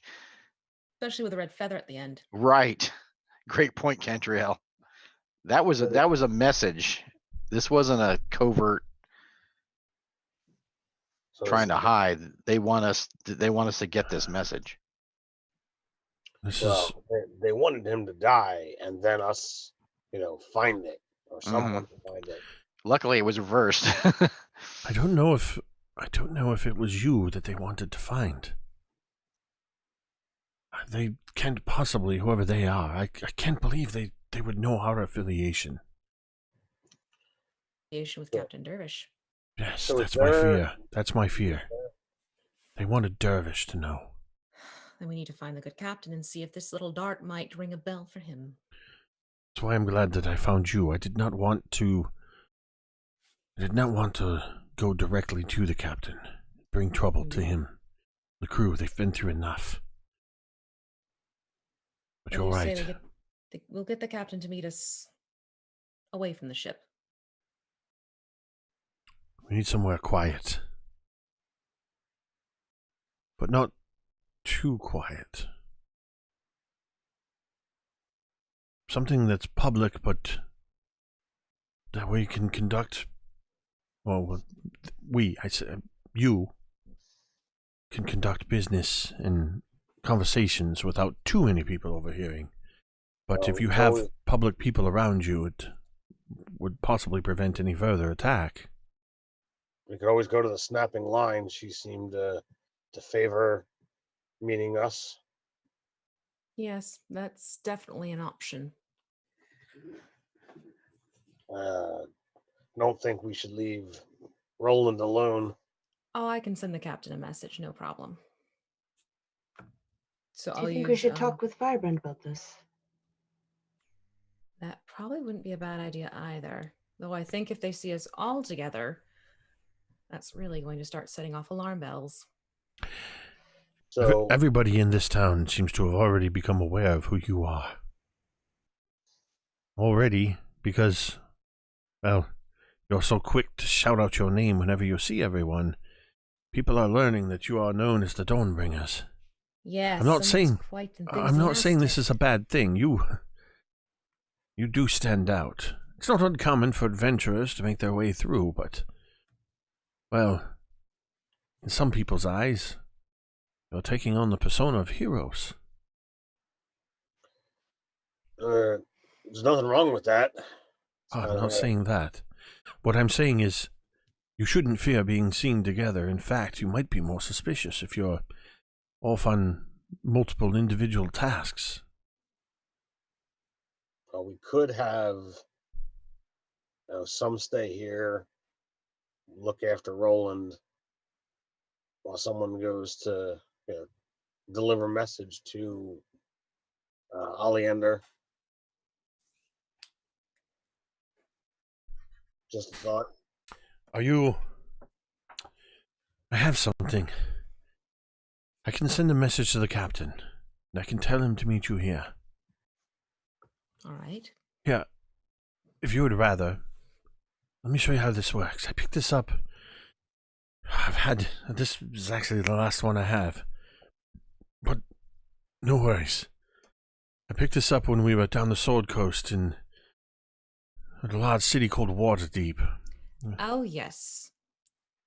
And he pulls out a piece of paper, and he says, all you need to do is write your message on this paper.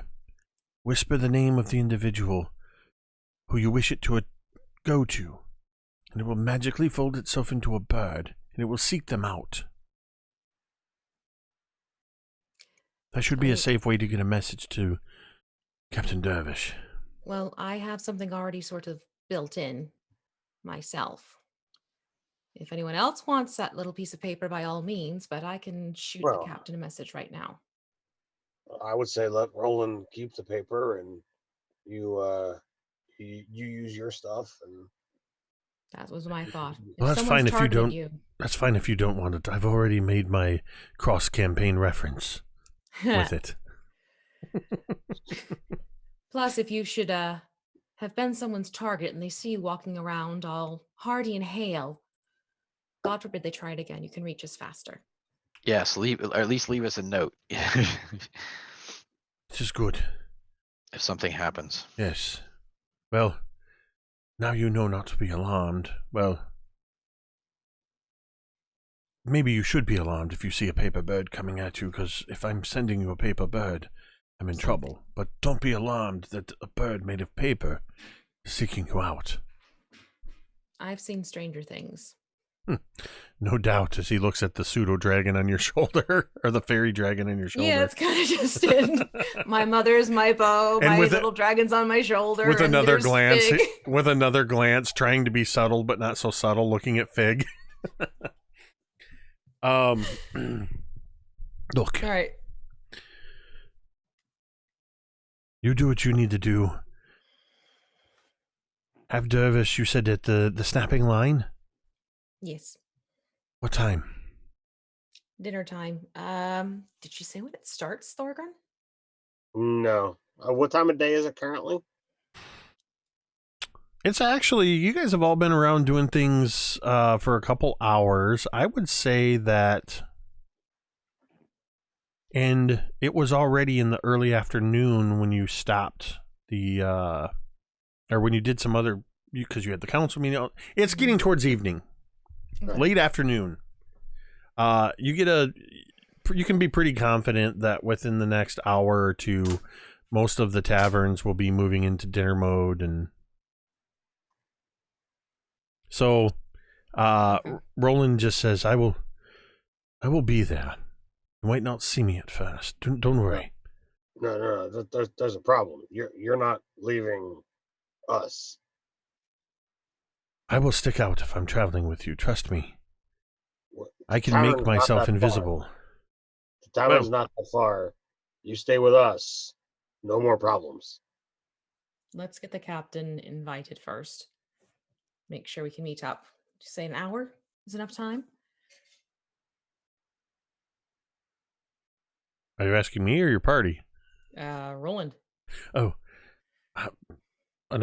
Sure. I don't have anything else I have to do. To be perfectly honest, I expected to be dead within an hour or two. All right. Up until you came along. To give you a little bit of a rest as well. Okay, here we go. And I'll finger this little strip of wire that I have in my pocket as I am sort of writing at the same time. Meet me at the snapping line for a lovely lobster dinner. Important things to talk about. You have an hour. Don't disappoint me. Hugs and kisses, Cantriel.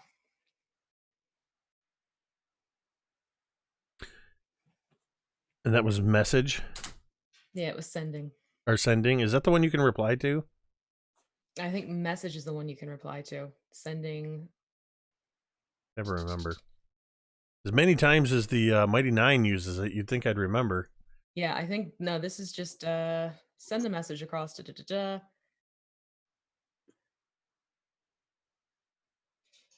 They'll recognize me immediately. Oh, they can answer in a like manner immediately. So yes, response is allowed. Okay, so you do hear in your head, oh, Cantriel. That's weird. I was just thinking about you. Nothing inappropriate, I assure you. I was just wondering where you all what you all were up to. An hour. The snapping line. Lobster, you say? I'll be there.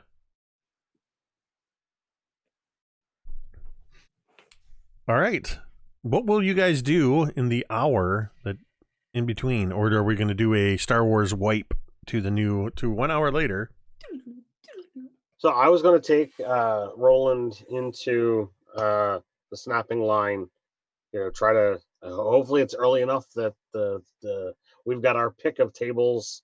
Kind of grab something in the corner to be able to see anyone coming in.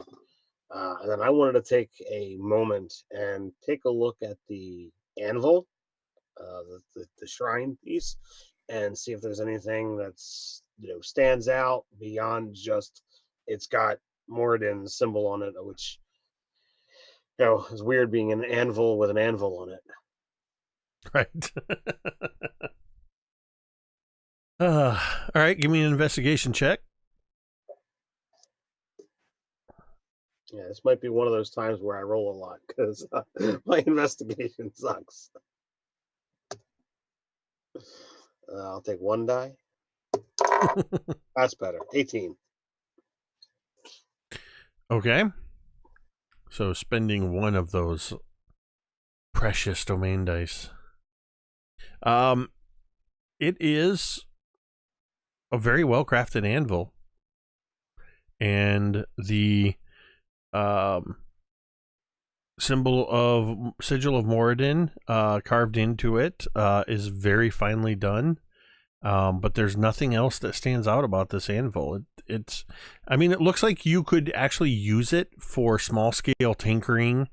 But if you tried to do like actual forge work with it, you feel like your hammer would shatter the steel of this thing. Oh, jeez. It is meant more. It seems to be meant primarily as decorative. Okay. Which, give me a history check at advantage. History check at advantage. History is just as good as investigation. So if I re-roll, do I re-roll both dice or just one? If I use a die. It's a domain die to re-roll a d20. Okay, just making sure. So I'm going to roll another one. Oh, there we go. So another 18. So the fact that this anvil is primarily decorative and non-functional seems odd to you. Because while the dwarves, particularly those that worship Moradin, take their religion seriously, the dwarves are not known for making something like an anvil to be purely decorative. It would be made to be functional. Okay. It is very peculiar that this anvil is so small and non-functional.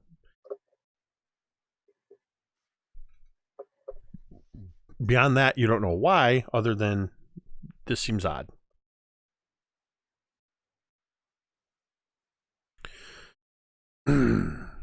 What's everybody else doing during this hour? Anything in particular, or you just want to... Cantriel, I saw you going like this. Yeah, like,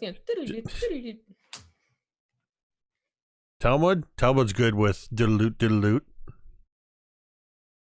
Everybody else? Yeah. All right. Doodle-loot, doodle-loot. Diddle-loot, diddle-loot, diddle-loot, diddle-loot, diddle-loot. I mean, if you know the movie I'm talking about, it's Oh, yeah. It's weird because I just heard something on the radio of Rob Lowe talking about how those guys had never made a movie when they started making that movie. Oh, so funny. So yeah, that was funny. Wayne's World, for those that have no idea what we're talking about. Yeah. Which was probably just Megan. Did you know it was Wayne's World? Nope. Okay. I don't want to assume because sometimes you surprise me, but I don't. I've never heard of that. You've never heard of it? You never heard of No. Wayne's World? Okay, that's another one to add to your list. Yes, that. Please. So, yeah, the fact that you haven't heard of it is surprising. Yeah. Okay. We'll get past that. So, yes, diddle, diddle, diddle, diddle, diddle. Mm-hmm. Then Megan can let us know when she understands that reference after she's done her homework over the holidays. So it's an hour later.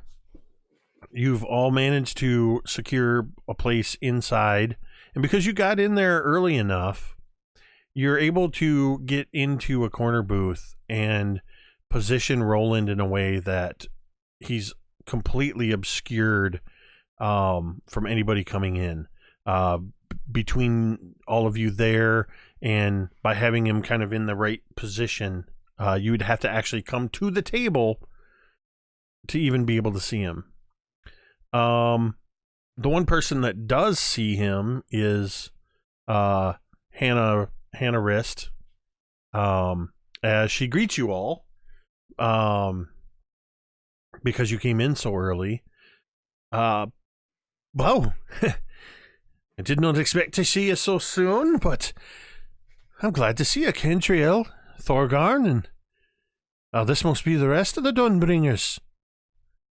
Yes, this the metal fellow, this is Fig, and this here is Talmud, and then there's Griveth. Griveth. Yeah, I saw Griveth earlier. He was helping out quite a few people. It was very nice of you. Everybody give me a perception check. Thank you.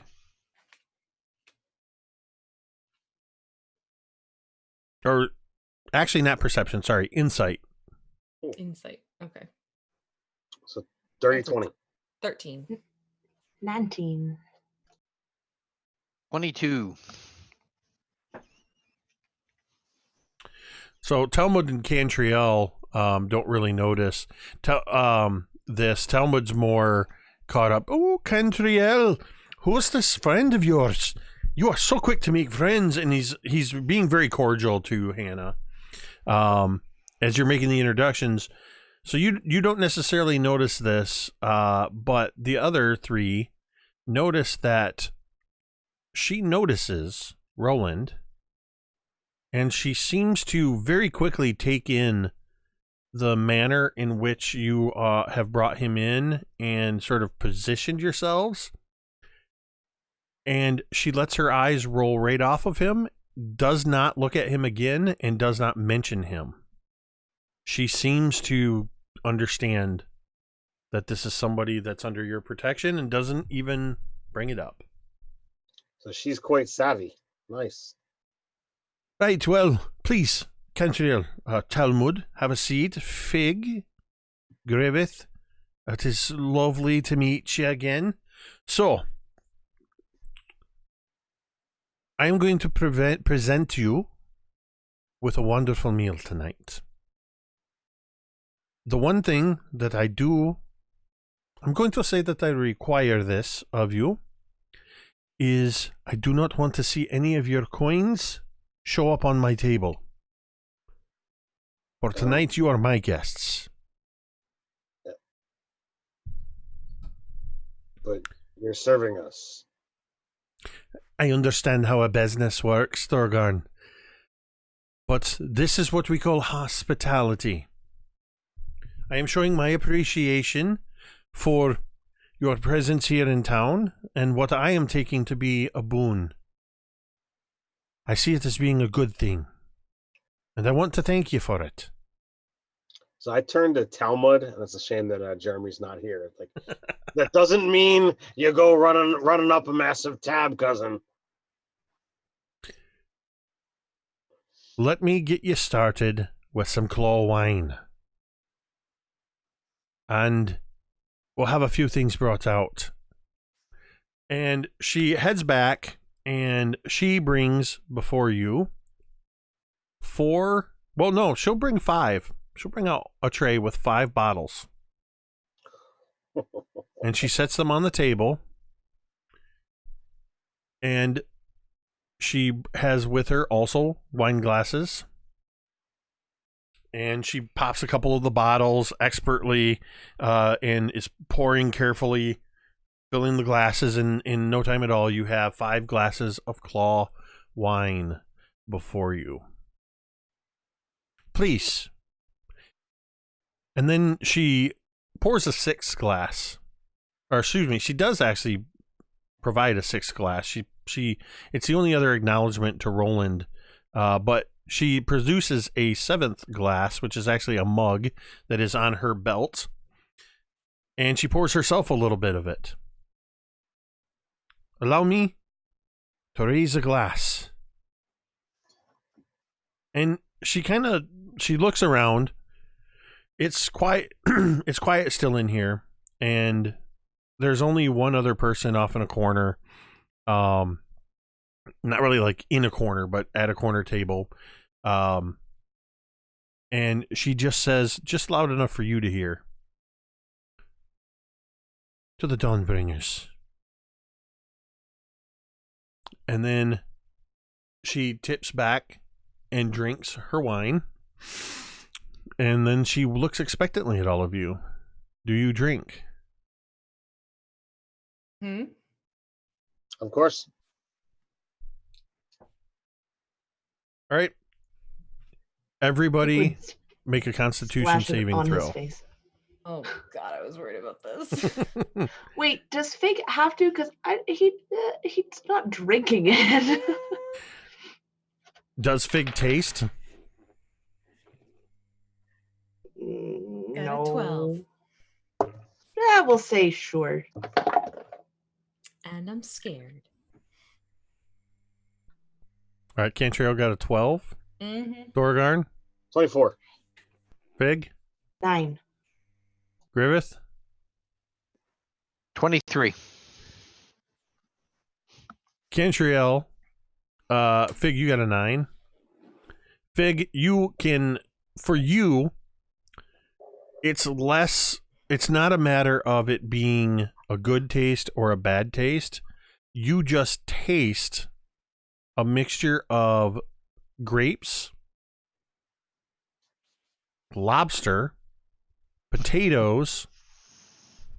You can discern the water in the mixture. You can tell the alcohol that is in there from the fermentation process. The potatoes giving it a bit of an edge, leaning into a higher alcohol by volume and pushing it more towards a spirit, though it is in fact a wine. Cantriel, as you tip this glass back, you catch the strong scent of fish and the taste of that very starchy flavor of potatoes, and it tastes like somebody poured vodka into something called wine that's not possibly wine.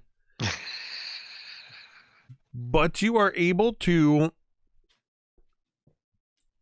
swallow it if you wish and maintain just enough of a composure. Oh, good. Talmud, on the other hand, rolled a 2. Oh, no. It's like my dice know Talmud because I forgot. I just said, you know what, he's a dwarf, I'll give him advantage. And I rolled a 7. So, yeah, Talmud, on the other hand, takes a sip of it and he goes, what? Are you trying to insult me? Thorgarn, how can you sit there with a straight face being a dwarf and drink this piss? And then he quickly looks up at, first I imagine he looks at Cantriel, and then he looks up at Hannah and he's like, I'm terribly sorry. I do not mean to offend you, but I hate this. And he delicately sets his glass down and then pushes it away from him. He's a picky eater. Please, if you have anything to drink that's not that's what I want. And then she looks at all of you and she actually laughs. A very rich. No worries, Talmud. I take no offense at it. And Cantriel, it's all right if you don't want to drink any more of it. That's an acquired taste. I've been drinking it since I was 9. The rest of you took it quite well. These bottles are for you. Drink them now or take them with you. I don't care. I've got more than I could ever need. I spent my my fair time brewing up some interesting beverages myself, so I commend you. This is high quality compared to the swill I've had in war camps. Right. Well, we do have other wines and spirits and beers available. I'm going to be back in the kitchen working on some things. But that young man there can help you out. And there's a somebody, you may even recognize him. Fig, in fact, maybe when you and Talmud went over to the fishmonger, you would recognize this guy as earlier that day, having been working on the dock. It appears that Hannah employs some of the dock hands, maybe working for some extra coin. They work here in the evenings, and one of them's behind the bar. She heads back to begin prepping some food, and after a moment, the front door opens, and in walks a familiar figure. Freshly cleaned. Oh, hold on a second. I just unplugged my headphones. But deaf for some reason. Freshly cleaned. And wearing a new set of clothes. Dark brown breeches. Black boots. A white loose-fitting cotton shirt. Unbuttoned halfway down, a brown vest, and a blue and with a very, very thin light silver trim, like a captain's jacket. His swords hanging at his belt. It's Captain Stark Dervish. Walks in, looks around, does one of these, and heads over to the table. Well, it's nice to see y'all again.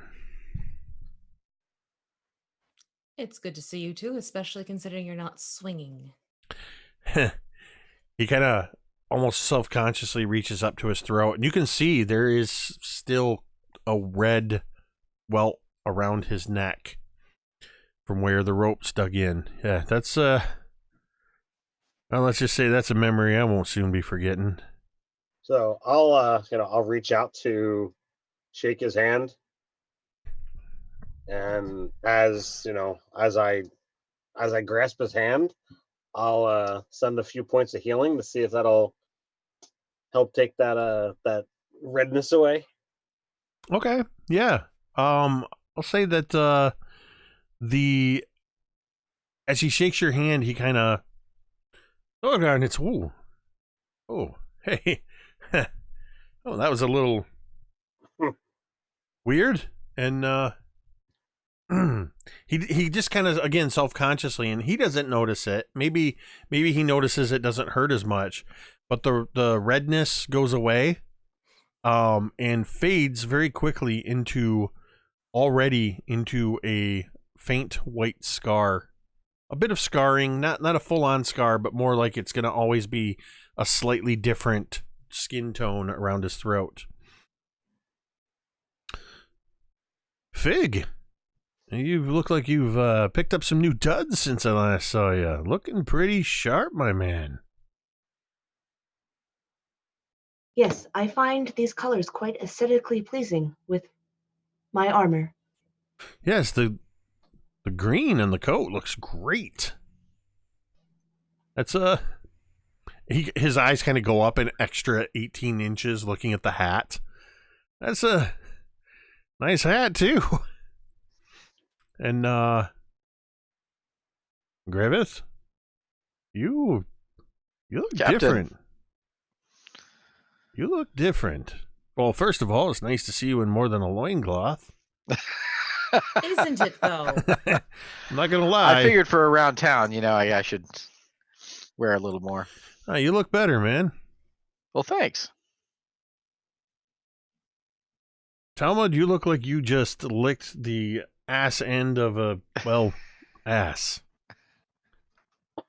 Talmud just points at a bottle and he says, oh, you've had some of Hannah's claw wine. Yeah, he couldn't keep it down. I don't blame you. He is just standing there and he kind of looks. There's, for some reason in my mind, this is a booth like at Red Lobster. It's the corner booth. So he's just gonna sit down and slide into whoever's sitting on the that end there, which I imagine is probably Cantriel. As he does so, he glances over the table at Roland and does a quick look around and just says, oh, like I said, it's good to see y'all. It's been a little while since I've seen you. Yes, what's going on? We definitely need to catch up. We have much to talk about in our time apart. Yeah, we do.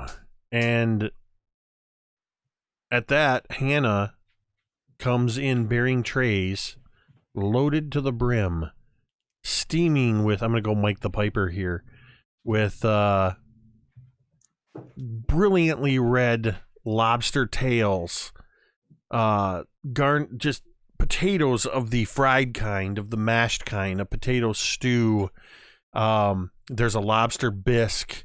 There's lovely golden flaky biscuits with a little bit of honey drizzled over them. And she tells you, these biscuits, there's people that come in here just for these biscuits.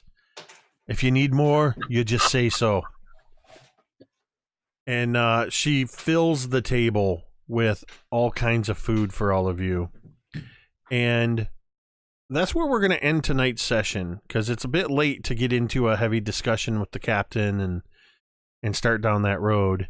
But yeah, we're going to end on a little bit more positive note with can you tell I haven't really eaten much for dinner, and I have an uneaten peanut butter and jelly sandwich sitting next to me that I've several times reached over, almost taking a bite of, going, nope, I can't do that. I'm hungry too. Oh, man. Yeah, I shoved the sandwich in my mouth real quick during the break because I'd forgotten to eat dinner. But, yeah. Undead King says, so it is Red Lobster. I'm just going to lean into it. Endless biscuits. I knew that if you guys... if you guys ever went here and you ran into Hannah, I had figured out a while ago how I wanted to play her, and I just knew, I'm like, Cantriel's gonna love her. Yeah. She's like Cantriel's kind of person. She's Cantriel's people. Mm-hmm. I like Hannah, and she's like little more than a paragraph in the book. Oh, and she just, when I just read the description, she just came to life for me, and I love this place. And I love her character. I'm glad you guys came here. And I'm glad to have Dervish back, because not a lot of people know this. I think I've mentioned it before, but Dervish is born of one of my early DM mistakes. He was originally a DM NPC that I created to fill in when there were missing players. And I wound up backing him off because it sucks when you're a DM and your DM NPC steals the light from your characters, gets the killing blow on a bad guy or something. So I use him sparingly, but he's one of my favorite NPCs that I've created. And I've played him once or twice as a character and things. So I'm glad that he's made a return as well. Thank you everybody who tuned in tonight. A lot of the usual crowd in there, a couple of new people. It's good to see you all in the chat. I know I don't interact very much, but I am running a game here. But I do have the chat right here on the side, and I'm watching. I love seeing you guys in there, and I'm glad you guys enjoy the game. And thank you, of course, to Scotty V, Megan, and Ted, we all have come to look forward to our Thursday nights where we can come into this space, we can leave our burdens outside, come in and play pretend for a couple hours, get into these roles, and just have fun together. It's one of the reasons I love D&D, but it's for sure the reason why I love all of these amazing players. And they also make my Thursdays bright. So I'm glad we can all share in that together, and that you, the audience, can share as well. Thank you, Wolves Dad. Nice job tonight. Very much enjoying this series. Yes, I see you in there all the time. I'm glad you're enjoying it. So I do want to say a reminder. So next week, somebody remind me who's going to be gone next week. For like the next 3 weeks, we're missing a different person each week. Next week. Oh no, next week. Sorry, next week we're not going to be here. Everybody's going to be gone. We had this discussion already. It's Thanksgiving, so in the US, so we're not going to be here. But the following week we will be here, but somebody's not going to be here. Is that when PAX is coming up?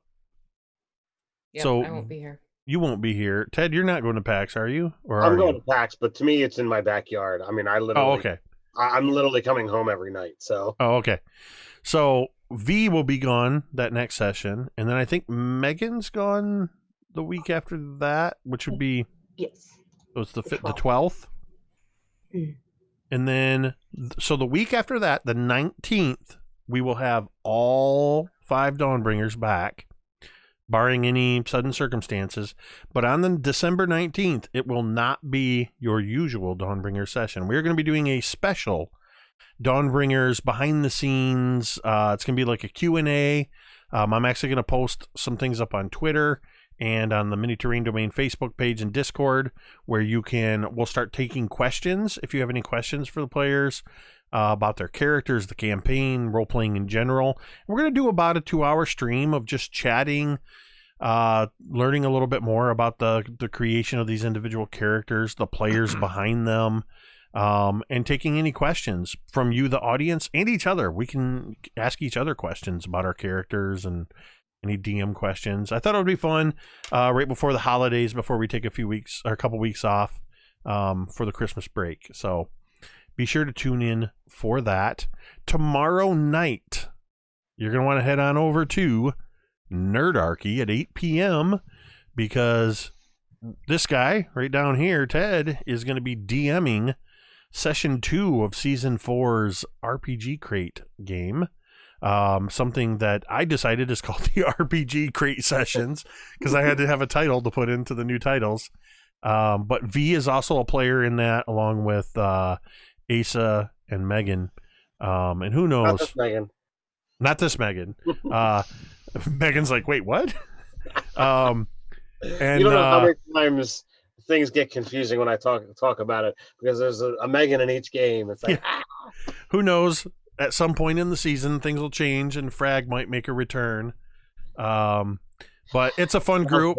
It's a fun group, and there's a lively chat going on over there, and that's on the Nerdarchy YouTube channel at 8 p.m. tomorrow. Jake is generous enough to produce that stream, and yep. you know, he did our layout. Yeah, we got some new pre-stream, post-stream music, and we got a new intro I put together for that game. And it's just a lot of fun. It's a whole different group of players playing through the RPG Crate published material. They're a sponsor, and it's a fun game. And then Sunday starts the all-new streaming series, the weekly stream series again, although next week's going to be a little short. But, yeah, you definitely want to check that out. So I babbled on long enough. This sandwich is still sitting here uneaten, and I got to do something about that. So we're going to get out of here. We're going to say goodnight to you, and we're going to do it the same way we do every... see, I ruined my own ending. We're going to end this stream the same way we end every stream, and you can say it with me if you want.